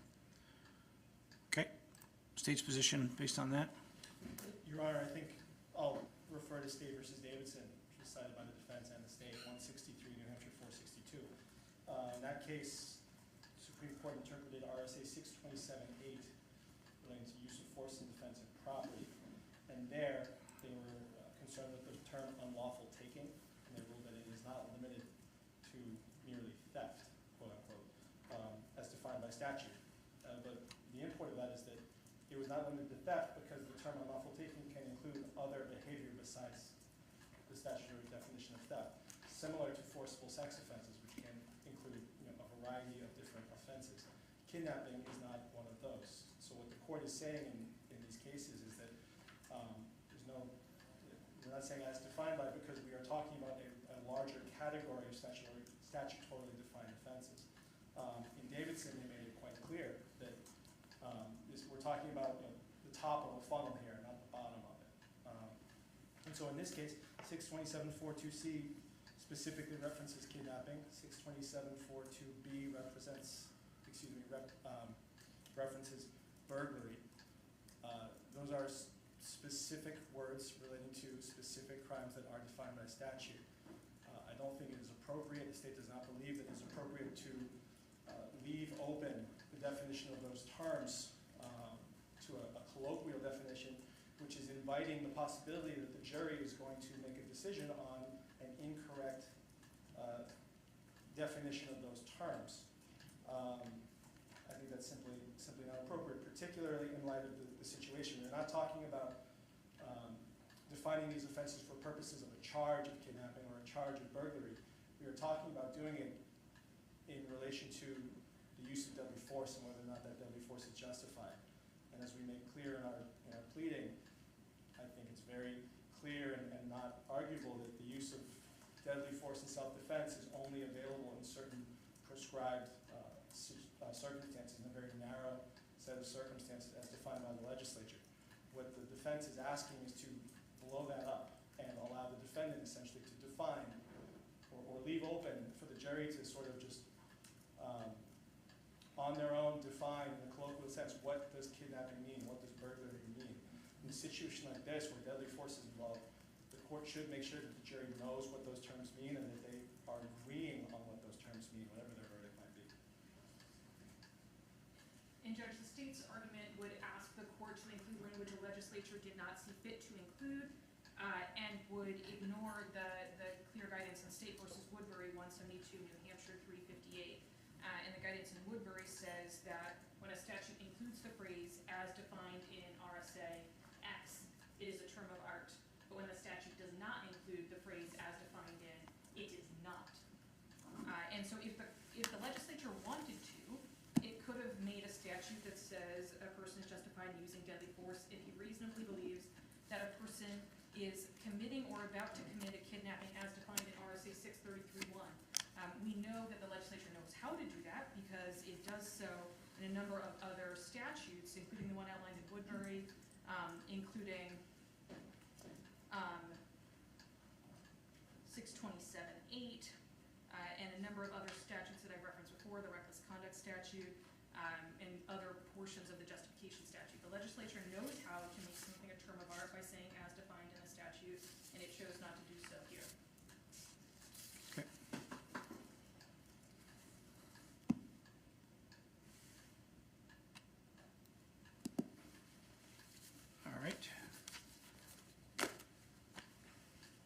You want to go to the, I've got my thoughts on that, but we'll keep going right now. Let's go to the defense's request relative to use what, in this geographic part of the state, is colloquially referred to as the NOMAR instruction relative to self-defense. What's been proposed by defendants relative to the NOMAR instruction. The state has proposed the self-defense as it relating to the 2011 criminal jury instructions. Am I correct? 85 or 2. We proposed anything, I think. I don't know if that's what the court used. You did propose. We did. Yes, back in September. Oh, yes, I apologize. Yes. Not recently, but back in Okay. the September filings. Yeah, I think we referred back to the model instructions. Again, I don't think that those instructions from NOMAR are wrong, but I think different courts and different situations can instruct differently, but I think that the instructions in the court's rough draft are appropriate and track the law, track the model instructions with no deviations. I think obviously the instruction as proposed by the defense are more favorable to the defense, so in that sense we don't believe that the court should give them, but I think either is appropriate. Okay, thank you. All right. And Judge, again, they're not wrong, right? The NOMAR instructions are a direct statement of the law. I'll note that the model criminal jury instructions were actually drafted in 2010, and the defense of other statute has been amended since then. And so I think that in and of itself is a reason to give the NOMAR instructions rather than one that a draft instruction not finalized that predates the most recent version of the statute.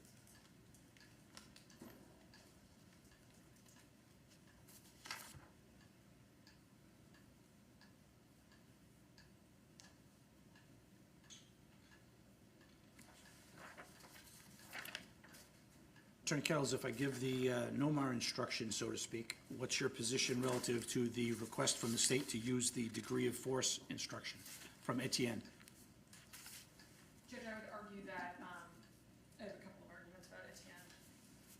The first one is that, again, at least the case itself predates the amendment to the defense of other statute, and therefore the court there didn't consider the amendment to the defense of other statute. I also think it's important to note that Etienne is discussing a case where a person is, where the claim is that someone is about to use unlawful deadly force against the actor or third person. So there's this kind of built-in proportionality that needs to happen there, right? It needs to be deadly force. Deadly force can be met with deadly force. A slap in the face cannot be met with deadly force. But by contrast, the other three kind of subsections of the statute are things where the legislature has determined if this happens, it's okay to use deadly force. If there's a kidnapping, deadly force is proportionate. If there's a forcible sex offense, deadly force is proportionate, right? This is very different, this subsection, than the rest. There's no requirement that any force be used at all. And so I don't think that there can be a proportionality assessment when there's no requirement that any force be used at all for the defendant's actions to be justified under the law. And I think that kind of recognizes the split-second decision that someone needs to make when one of these serious, they reasonably believe that one of these serious offenses is about to occur. Okay. Want to proceed to the other two elements? Excuse me, the other two crimes, Attorney Spicer? If I may just touch on the degree of force, Your Honor. Certainly. I certainly don't think it was the legislature's intent to allow the use of deadly force where there is no force used or no degree of deadly force used in any of these other contexts besides the one in 627-4A. In the defense's reading of this, under B, there's a burglary. If I remain in someone's home unlawfully or enter by going into someone's apartment and I tell that person, I'm going to steal your wallet. According to the defense's interpretation of that, if I don't touch them, I don't brandish a weapon, I don't wave a knife in their face, if I just say, I'm staying here, I'm not leaving, and I'm going to take your wallet, they can shoot me in the head. I don't think that comports with the law. There's significant case law on this. Etienne, most of all, cites State versus Mayo as well, 167, New Hampshire 443. Says a person can defend against what he reasonably believes to be the imminent use use of unlawful, deadly, or non-deadly force by another, and can use the degree of force that he reasonably believes is necessary for this purpose. I think that that's kind of built into the law there, so I'll address that and leave it there. Your Honor, let's move on to what next? I apologize. Is there anything else before we move on to reckless conduct and child endangerment? Anything else anyone wants to say for purposes of the record? No, I don't think so. No, Your Honor. Okay. Okay, I just want to make sure everybody's developed, before I start making rulings on those, I just want to make sure everybody's got their factual record, their record relative to the arguments that have been made. I think the one thing I would add, Your Honor, tapping onto the discussion of whether kidnapping should be left open as a colloquial definition, I think it's important for the court to instruct not only on what kidnapping is, but what it isn't, to avoid a situation where the jury, you know, mistakenly or not, believes that the defendant was acting because he thought Ms. Naffziger was going to take his kids away and take them away to Minnesota, which would legally constitute interference with custody rather than kidnapping, because the children are related to both individuals by blood. Ms. Naffziger could not legally be charged with kidnapping for doing that. I don't think it's acceptable to run the risk that the jury, because of the testimony, mistakenly acts on that and acts on a mistaken understanding of what legal definitions apply here. So if the kidnapping instruction is given, our position is it should not only define what kidnapping is and that the defense should be held to which particular theory of kidnapping under the statute they believe the facts support, but also what kidnapping is not, so that there's no danger that the jury is making its decision on a mistaken interpretation of the law. Okay. Right now it's 2:10, and at some point we'll take a break. And I guess one of the things I'm soliciting input on right now is, should I make some initial rulings right now and have folks proffer their requested instructions as the best use of our time as it relates to what we're doing right now before a break, before we get to the other two charges? If you understand what I'm saying. I don't think there's a significant dispute for the other two charges, right? We would once again add that the element of defense of others should be added, but I think it perhaps makes sense to get through everything so that we can get the court's actual instructions. Sure, I want to leave enough time so the council can assist with getting the instructions before 4 o'clock is what we're going to be doing here. I mean, let me make it clear. I'll work all night, but you won't have the benefit of that relative to your preparation of closing arguments. However the court wants to handle it. What's that? However the court wants to proceed. Let's go with the reckless, let's go with second degree reckless. I want to hear argument about whether let's do second degree reckless, and then we'll take a break after that. I'll make some rulings, then we'll take a break.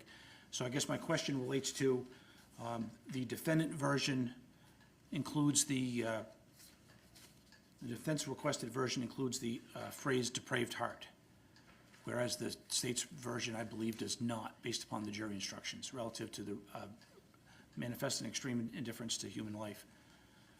If I'm wrong about that from the state's perspective, let me know, but I believe that under the model jury instructions proposed by the state that the phrase depraved heart was out That's correct, Your Honor. I don't believe it appears in the model instructions. And so I did note that it was present in the defendant's version that they requested. So I just want to hear, I want to make sure everybody has said whatever they want to tell me relative to that specific issue. I think it's inviting a degree of confusion by adding another somewhat obscure legal term that does not appear in the model instruction. Okay. Judge, I think it's been used in other cases with similar charges, and so it's appropriate to use here, Okay. and it was upheld in other cases.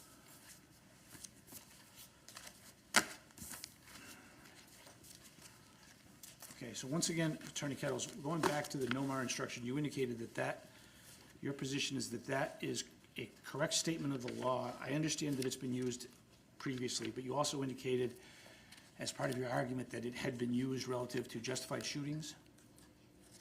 Judge, I think that the NOMAR instruction, I believe, was crafted by attorneys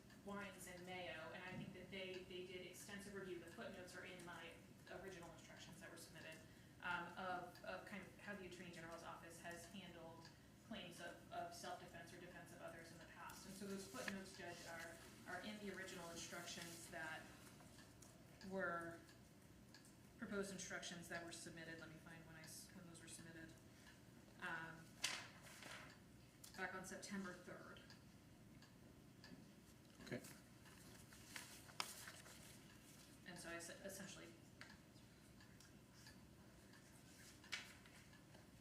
it's on page 3, Judge. I think it's essentially an argument of what's good for the goose is good for the gander, that if that's the correct statement of law, and it's the standard that the Attorney General's office applies when dealing with officer-involved shootings, that should be the standard of law that the court applies for someone who's not a police officer. Your Honor, the Nomar case involved testimony from an expert in the use of force. So the use of force was an issue in that case in a way that it is not here. I think those jury instructions were tailored to that specific case. There is no such factual predicate for them in this case, where the defendant is, described the situation they were in. It did not involve the same or similar facts, similar arguments about those facts, no expert testimony on the use of force here. So I think that while those instructions were found to be appropriate by the court with regard to that case, that doesn't mean that they're appropriate for this case. Okay. All right, thank you. I will make some rulings on the record, and then we will take a break, and then I'm going to, during the break, I'm going to be starting to solicit from counsel their specific instructions on a few things. So I will be adding, from a structural standpoint, I will be adding the act in defense of others element to the individual components as it relates to the second-degree murder, knowing, and second-degree reckless. In other words, I'll be adding the part that says that the defendant did not act in defense of other. I hereby grant that request of the defendant. With respect to the actual defense of others component, I'm going to deny the defendant's request to use what is being referred to as the NOMAR instruction. With respect to specific uses of individual defenses within 627.4 Roman numeral 2, with respect to A, I think that it's been established that A is not applicable under the circumstances. With respect to B and D, the court is mindful of the directive from the Supreme Court relative to the court's weighing of credibility as it relates to the previously referenced Kavanaugh case, and also the Brooks and Woodburn case. The court is mindful of the court's job not to comment on the merits of the case and to not impermissibly act as fact finder as it relates to Brooks and as it relates to Woodburn and the other cases mentioned. With respect to B and D, however, I'm focusing on the phrase likely to use. The issue relative to likely to use, there's a difference between, under the statute, a difference between A, which uses the phrase is about to, and C, is committing or about to commit. Whereas B and D, specifically the legislature chose to use the phrase is likely to use. Not whether the person is committing or is about to, but rather with B and D, the focus is the adverb likely to use. So based upon the evidence that has been presented, I'm denying the defendant's request with respect to B and D.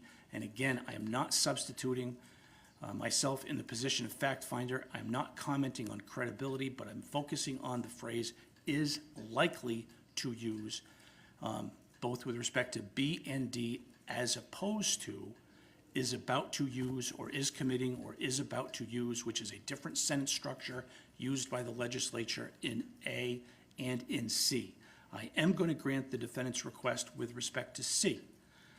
Obviously, we're not talking about a forcible sex offense here. We're talking about kidnapping. So I'm granting the defendant's request as it relates to 627.4 Roman numeral 2, lowercase c.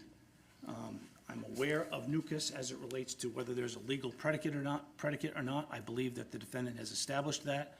So what I'm ruling is that B and D are not permissible. I am granting C, and I do think that there needs to be some definition of what kidnapping, what we're talking about as it relates to kidnapping. So I am going to solicit from both parties their phraseology as it relates to kidnapping. Under the law, a kidnapping is blank. In other words, I'm going to grant 627.4 2C. Under the law, a kidnapping consists of, or a kidnapping is defined as, and then I need to have something as it relates to what a kidnapping is. And if the state chooses to propose what a kidnapping isn't, I will view that in the context of what the state, overall of what the state is proposing and what the defendant is proposing as it relates to how 627.4.2C will be applied under these circumstances.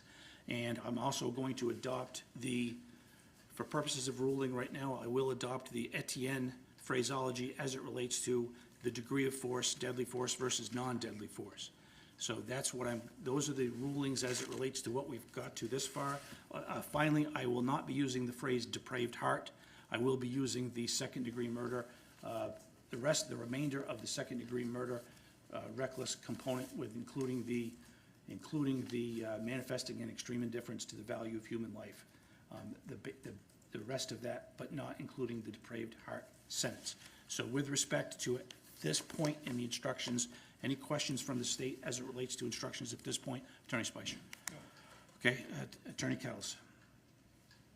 No questions, Your Honor. Okay, 15-minute break. And anything that I can receive relative to kidnapping, we'll proceed with the other counts. But anything I can get relative to kidnapping will help not just me, but help you. We'll get this done. We'll get this done by the end of the day. Thank you. We'll have a 15-minute recess. All right.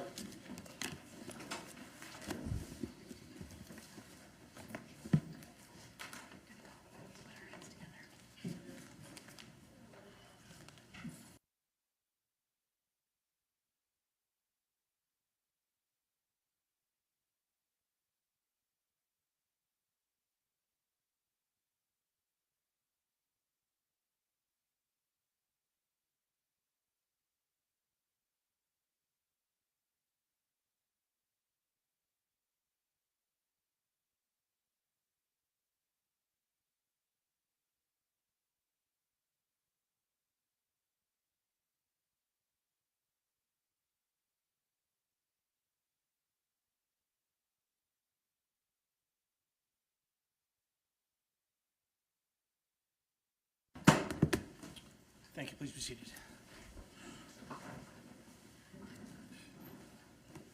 Sarah, is this me?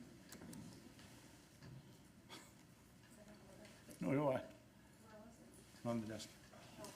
Nothing there, nothing. I don't know what it is. Okay, thank you. Okay, I've been advised that I am receiving something relative to kidnapping. Yes, the state filed, I think what the court asked for, proposed definition of kidnapping and what kidnapping is not. Okay. Okay, thank you. Thank you. Moving on to reckless conduct with a deadly weapon. Attorney Spicer? Or Duran, whoever's doing this? Your Honor, the state was satisfied with the draft instructions the court circulated. I think they accurately instruct on the law related to that offense. I believe the court has already indicated that you're going to add the additional element of defendant did not act in self-defense, and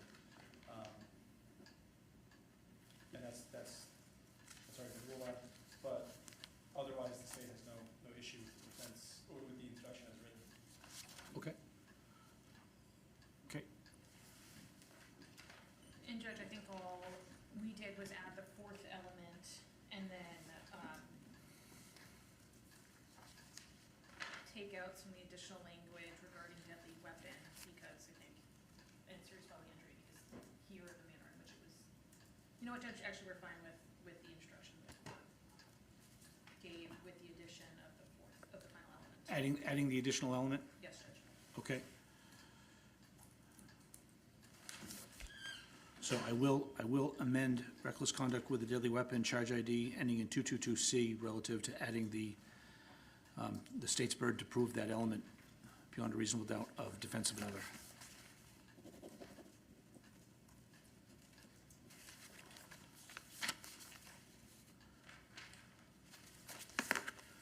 Okay, moving on to endangering the welfare of a child, the, Attorney Spicer? Again, Your Honor, the state has no issue with the instruction that is circulated by the court. I'll note specifically that the state believes the court correctly identified the distinction between the dual intents there, purposely violating the duty and only with respect to endangerment, so we do believe that is a correct instruction. And position relative to, three options. Do I force, three options. Do I force counsel to argue that there's a duty? Number one, do I request that counsel stipulate that there's a duty? Or three, do I simply enter a finding that there's a duty? For purposes of this draft, for purposes of this draft, without making an order, I posited that it would be within my province to indicate, simply, without going overboard, simply to say, under the law, the court has determined the defendant owed a duty of care, as stated in the instructions. So, from your perspective, I don't know if that's in dispute. I think it's appropriate to certainly take it out of the jury's hands as something they need to decide and make it clear that that element is not an issue. We're happy to stipulate. I don't know where defense counsel is on that. So Judge, I think it would be error for the court to issue a finding on an element. That is the province of the jury. And the defense is not going to stipulate to an element. It has a right to hold the state to its burden on this element. So we would ask that that language that the court has, it appears in gray in mine, it may be different color in yours, but at the bottom of page 15, under the law, the court has determined to the end of the page that be removed. okay, and, okay, if I, based upon the defendant's arguments, which I acknowledge, based upon that, Attorney Cattles, do you want me to do you want the court to define duty of care under the circumstances? And once again, for purposes of the record, in case it's not clear, I believe both counsel already agreed that there is no model jury instruction. There is no model jury instruction that we are aware of relative to this. Am I correct? Attorney Duren's shaking her head yes. So, Correct. okay. Judge, we submitted the proposed instruction that we would ask the court to give.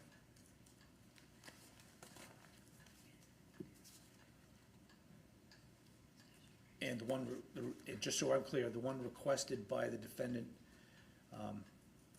does not include a definition or reference relative to the duty component? Correct, Judge. Okay, so, all right. Okay, any argument?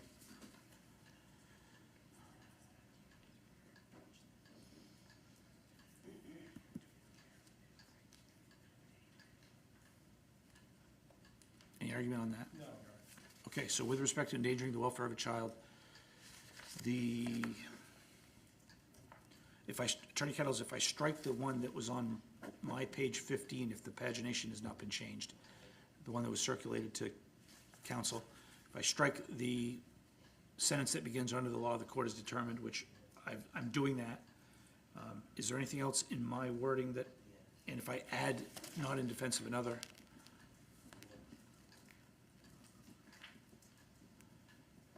if I add that as an element,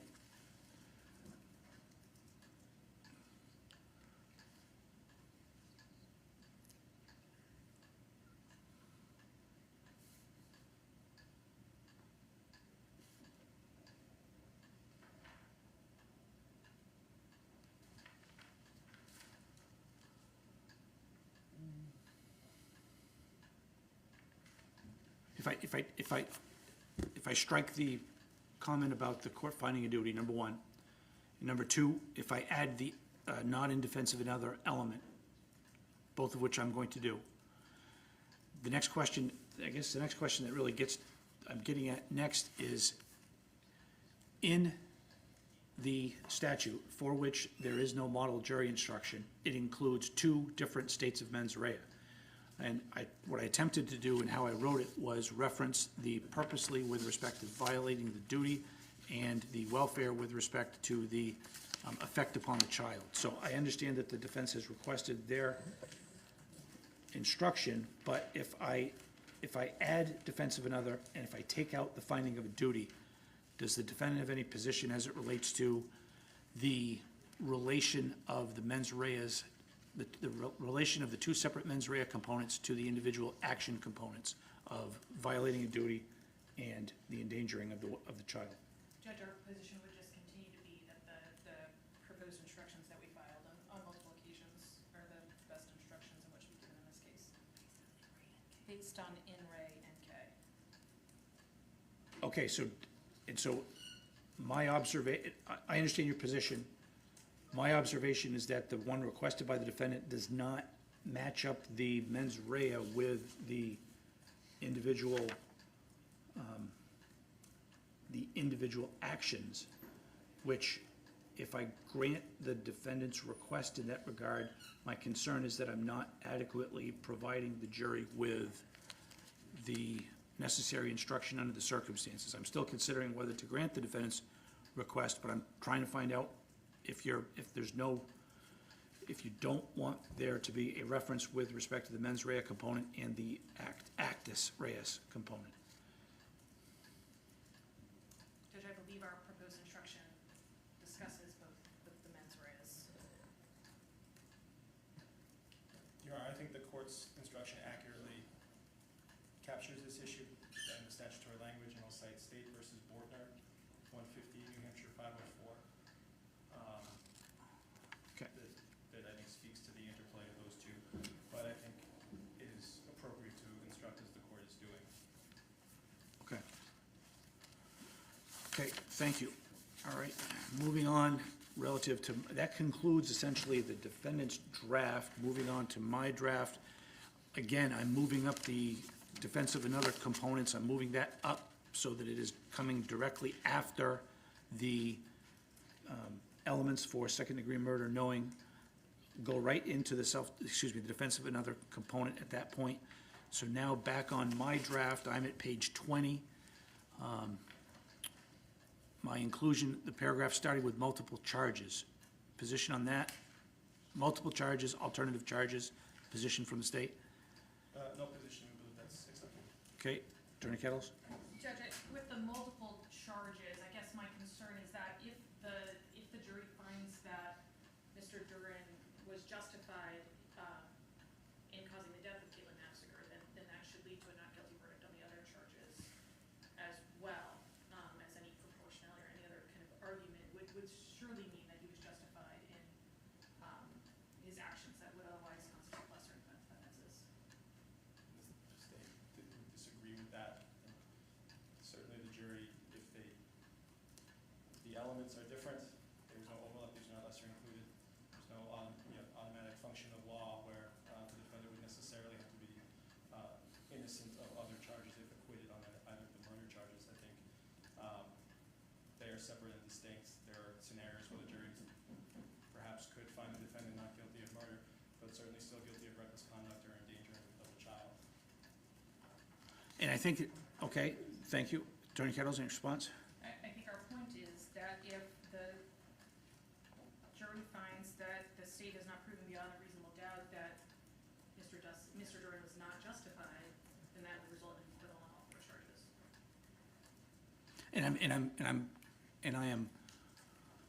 I think I'm explicitly positing that possibility by virtue of including a element in each of the individual charge definitions relative to the fact that the state has the burden with respect to each of those individual elements. So I think that takes care of that.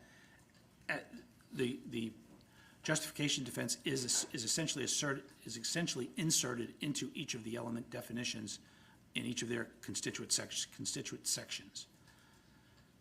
So I'm gonna leave that in as is, okay? Alternative charges, Attorney Kettles? Same argument regarding the element, right, the only element I think meaningfully in dispute as to the two alternative charges is the acting in defense of another. Okay.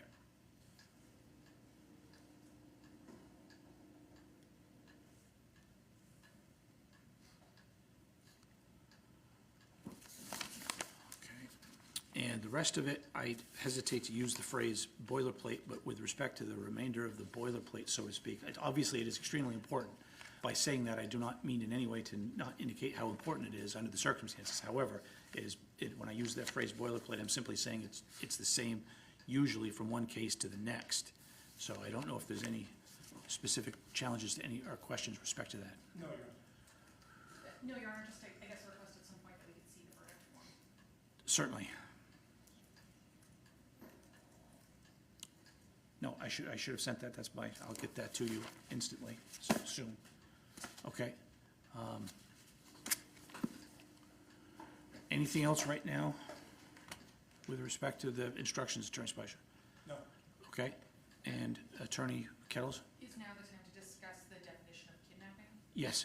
Then yes. If we're ready to, then yes. Yep.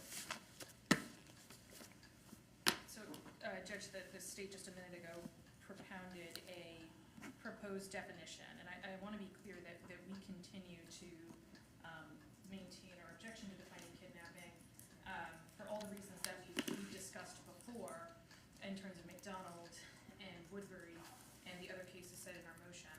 But I think the specific definition proposed by the state, or any definition that's kind of limiting us to the statutory elements, is an issue because the statute says that Mr. Duren would be justified if he reasonably believed that Ms. Naffziger was committing or about to commit kidnapping. And so I think that it's instructive to look at the case law on attempted kidnapping. In State versus Casanova, 164, New Hampshire 563, the court explains that a person commits the crime of attempted kidnapping when, with a purpose that kidnapping be committed, he does or omits to do anything which, under the circumstances as he believes them to be, is an act or omission constituting a substantial step toward the commission of the crime of kidnapping. And Casanova also explains that the state was not required to prove the elements of kidnapping under RSA 633(1) to sustain the charge of attempted kidnapping. And so I think here where we have the possibility that Mr. Duren is justified if he reasonably believes that someone is about to commit a kidnapping, he doesn't need to reasonably believe that each element of the kidnapping statute was met. State versus Bean, 153, New Hampshire 380.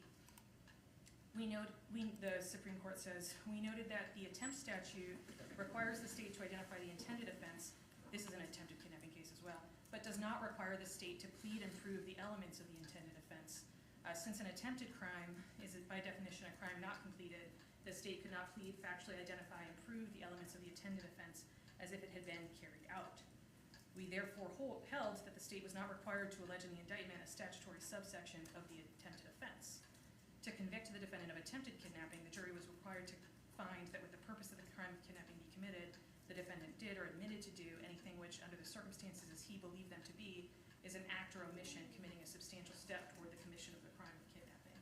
So the state's proposed instructions, first of all, I think their reference to essentially 633(1), Roman 1A is confusing and inappropriate, but second, it doesn't adequately capture that Mr. Duren would be justified if he reasonably believed that Ms. Naffziger was about to commit the crime of kidnapping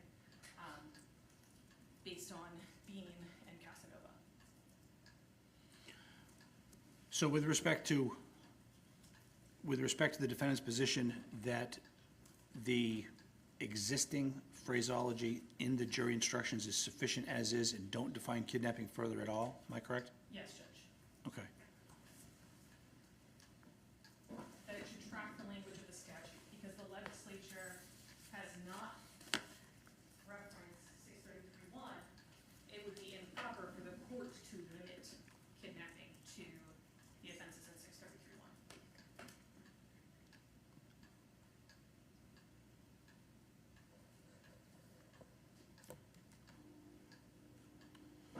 And I'm reading what the state has filed.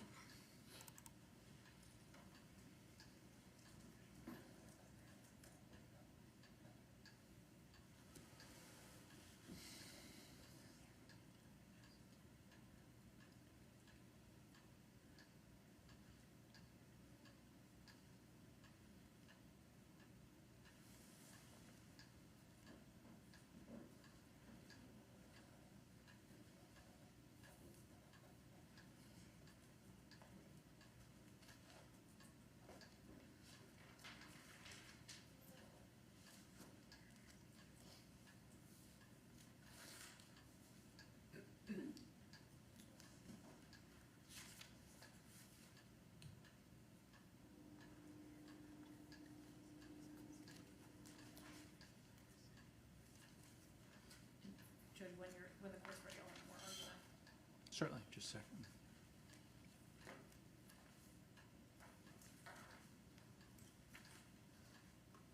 So Attorney Kettles, I guess here's my next question. If I don't define kidnapping, in the instructions, And then 10 minutes into deliberations, we get a note from the note that says that a certain juror has been picked as a foreperson. And then 30 minutes after that, we get a note from the jury that says, what is a kidnapping? Then the court should instruct, use your common sense everyday definition of what a kidnapping is. That's what I think that's what the legislature says, that's what the statute says. Judge, I'll note, in addition, on the state's proposed instructions, that they've narrowed it down essentially improperly just to kidnapping and not to about to commit a kidnapping. And then by using that paragraph, it is also important to note certain behavior that does not fall within the definition of kidnapping, followed by a lengthy sentence. Judge, that is certainly including language in 627.4 that the legislature did not see fit to include. And there's many sites, I put them in my pleadings, about statutory interpretation. The court cannot add this full page of definitions that the legislature did not see fit to include in 627.4. The state is trying to use a different statute that's not referred to in 627.4. This is not a term of art. The legislature knows how to create a term of art. It knows how to refer to other statutes. It did not do so here. And so the court is limited. It cannot add language the legislature did not see fit to include, and that's what this entire page that the state submitted is. Okay, and you also, was that also the further argument? That was my further argument, Judge. Okay, all right. Your Honor, I think the court has already expressed that it is appropriate to define kidnapping to address the very situation that Your Honor just brought up, that the jury may very well wonder what kidnapping means. The most appropriate definition is the one contained in RSA 633.1, and that's what the state has included here. The state has not changed that definition or added to it or retracted from it. We believe that is the appropriate definition, and again, we believe it is appropriate to define kidnapping for what it is and also what it is not. We did include in brackets that a person commits the crime of kidnapping if they confine another under their control, do so knowingly, and the person acts for the purpose to. And then we include each of the 4 scenarios in subsections A through D. We would suggest that only those scenarios which contain some support in the evidence would be appropriate to give. We included them all here just for completeness. But I don't think that there's any support in the evidence that the defendant reasonably and actually believed that Ms. Naffziger was committing a kidnapping by confining Elwyn to avoid apprehension by a law enforcement official, because we don't believe it's appropriate to include that. That Ms. Naffziger was confining Elwyn to terrorize anyone, or that Ms. Naffziger was confining, or that Mr. Duren believed Ms. Naffziger was confining Elwyn to commit an offense against Elwyn. So really the only one of those 4 scenarios that we believe would be appropriately included would be the first one, to hold the person confined for ransom or as a hostage. That's the argument that the defense has been making. So we believe that one would have some support, and that is the only one of those 4 scenarios that should be included. And again, with regard to statutory interpretation, the state submitted a pleading with multiple citations regarding statutory interpretation as well.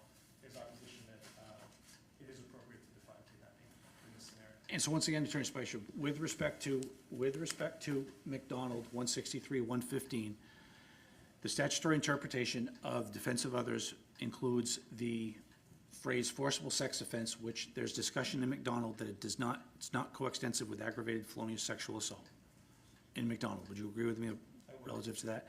So even though the McDonald says use the regular phrase forcible sex offense without getting into defining it, the state's position is that that's okay with forcible sex offense, but it's not okay with kidnapping? I agree, because there's no crime of forcible sex offenses. This is going back to Davidson, where we're talking about an unlawful taking, and it's okay to have unlawful taking, and that is not a reference to a statutory definition, but it includes more than one potential crime. Here, there's a reference to kidnapping, which is statutorily defined. It is not a broader category of crimes. The parallel here would be if the language was not kidnapping, but interference with freedom. And that's not what the language says.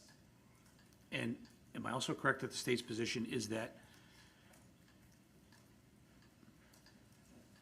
once you answer the question you just asked relative to the forcible sex offense versus aggravated felonious sexual, forcible sex offense versus aggravated felonious sexual assault. Once you get past the McDonald question, and once you say that we need to define kidnapping, the state's position is also that the legislature hath spoken relative to defining kidnapping to also include what kidnapping is not. Yes, and I think we're talking specifically in the context of kidnapping for purposes of justification of deadly force, where I think the context of that is very important, and then the interplay between 633.1, 633.1-A, and interference with custody, 633.4, indicates that whatever kidnapping is, we know what kidnapping is not. And Ms. Naffziger legally could not kidnap her own child for behavior consistent with interference with custody.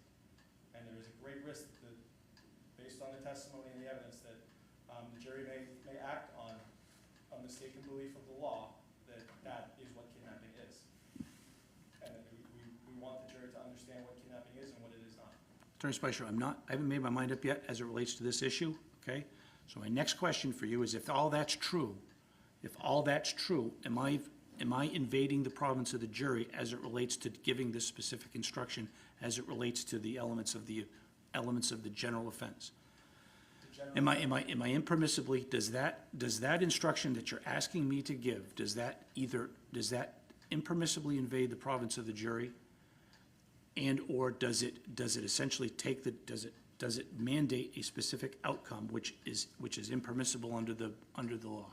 No, I think the court would be simply, defining the boundaries here, and then the jury is free to make its own decision about whether things fall on one side or the other. The court is not instructing as to any of the elements or whether or not the evidence has satisfied them in favor of the state or otherwise. The court would simply be giving a definition of what kidnapping is. Okay, thank you.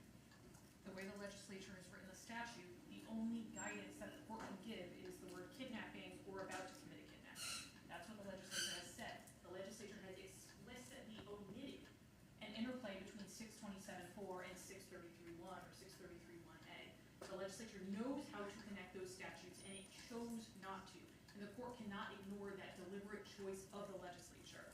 The jury should be instructed on what the statute says, and then from there, it gets to use its own interpretation of what kidnapping is. I'll note without that is our position. I think that's the correct reading of the statute. But some additional issues with the state's proposed definition is that the final paragraph creates a risk that the jury will believe that Ms. Naffziger could not kidnap her own child, full stop. And that's incorrect as a matter of law. And then also, I do think that evidence has been presented that Ms. Naffziger acted with the purpose to terrorize Mr. Duren through her actions. So again, the court cannot create an interplay that the legislature does not say exists. The court cannot instruct on the definition that the legislature has not given in 627.4.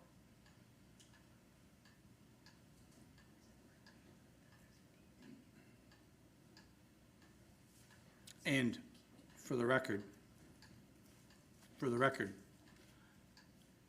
again, legally as opposed to factually, that's why I issued the order I did a couple Fridays ago asking for instructions. I know council already knows that, but I knew we were going to get to this point.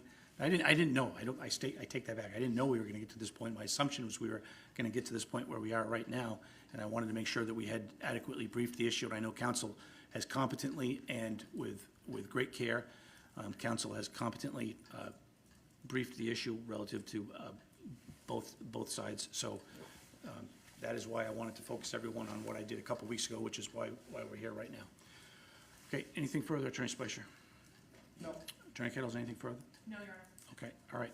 So once again, I'm going to make my mind up. I'm going to take a brief recess. I'm also going back to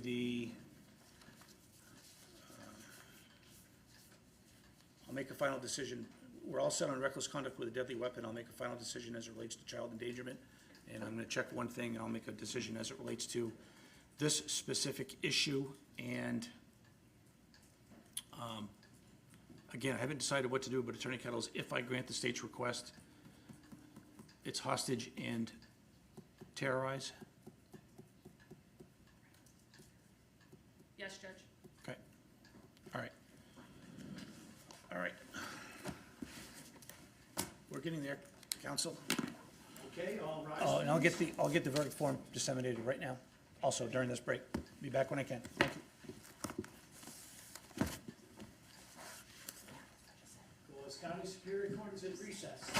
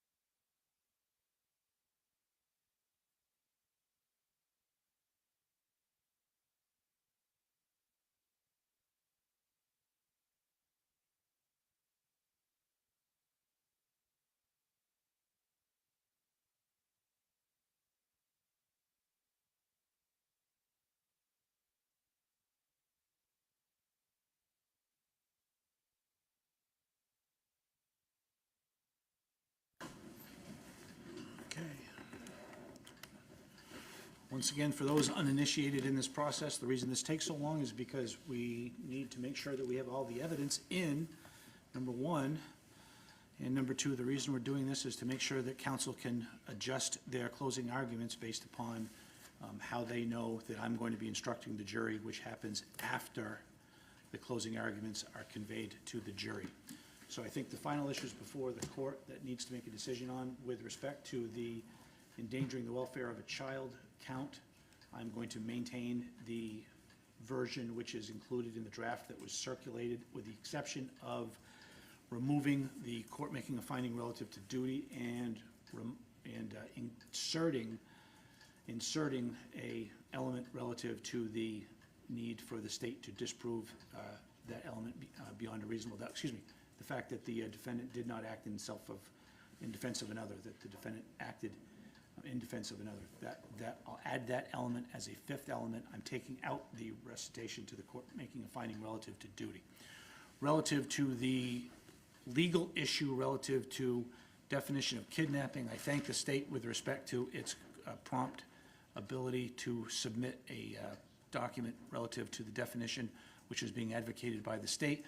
Let the record reflect I've gone back and reviewed State versus McDonald again, 163 in New Hampshire 115, relative to an analogous, not necessarily on point because it's a different nature of the defense, but to an analogous situation, and I'm going to grant the defendant's request relative to not providing a specific definition as requested by Attorney Kettles.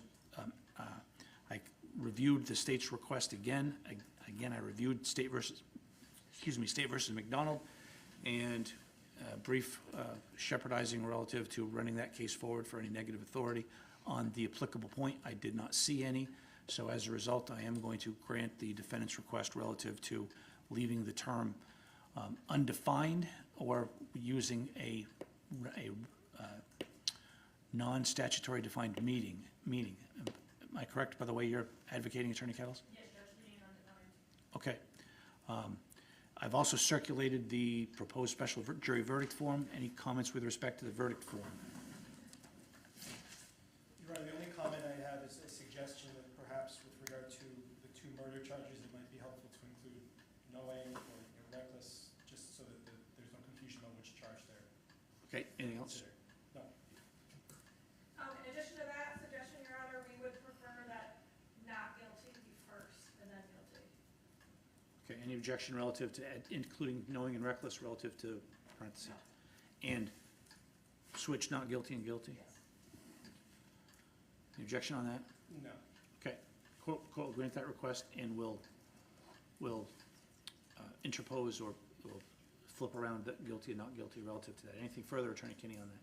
No. Okay, all right. Attorney Spicer, what have I forgotten? I don't think anything. Attorney Kettles, what have I forgotten? I know everybody, I know people have maintained their objections. Everybody's maintained their objections. Are you satisfied with your record, Attorney Spicer? Yes. Attorney Kettles, are you satisfied with your record? Yes, Judge, the one thing I noticed, there's been a lot of discussion once we, I don't think that there will be, but once we review the final draft, if there is any concern at all. Notwithstanding the objections we've already made, like any, I'll address it immediately, once I've seen it in writing. Okay, so, just so I'm clear, nothing I've forgotten, and, I mean, I'm gonna get to the next 12 hours procedure in just a second, but, nothing else I've forgotten, and you're satisfied with your record at this point? Yes. Same thing? Yes, sir. Okay, so, what I will do in today's modern society is email addresses aren't that difficult to figure out. We already have everybody's email addresses. I will get this concluded. I'm not sure if it'll be concluded before 4:30, 5 o'clock. I'll get it concluded and get it emailed to folks. My only order, I'm gonna be emailing it directly to all four council. The only thing I'm gonna say is, do not email me back. Do not email me back because I'm going to decline to respond. If there is an issue, if there's a typo issue, I encourage council to email each other and leave me out of it. If there is something, if any of my rulings are unclear, I hope they're not unclear so you can prepare your closing arguments. But if there is a drastic issue which needs to be addressed, we will address it before closing arguments tomorrow. We'll get that fixed, but hopefully I've provided enough instructions right now relative to my rulings so that you can prepare for closings. I will email directly because my excellent monitor will be, I'm not gonna get it done in the next half hour, but I want to take the time that it needs, that it deserves under the circumstances, under this important case, and very good lawyering by both parties relative to the issues at hand. Clerk Restman's, anything I'm forgetting from your perspective? Okay. Do you want to ask them back at 8:45 tomorrow, just so we can see if there's Can we, any issues? 8:45, just to be safe? 8:45, in other words, I'll be ready at 8:45 if we do have to address anything. If there is nothing to address, then we can proceed right to closings at 9 o'clock? Okay? Okay? Okay, all right. All right, thank you for your work today, and that's why we didn't hold the jury, and we'll see everybody at 8:45 tomorrow. Thank you. All right.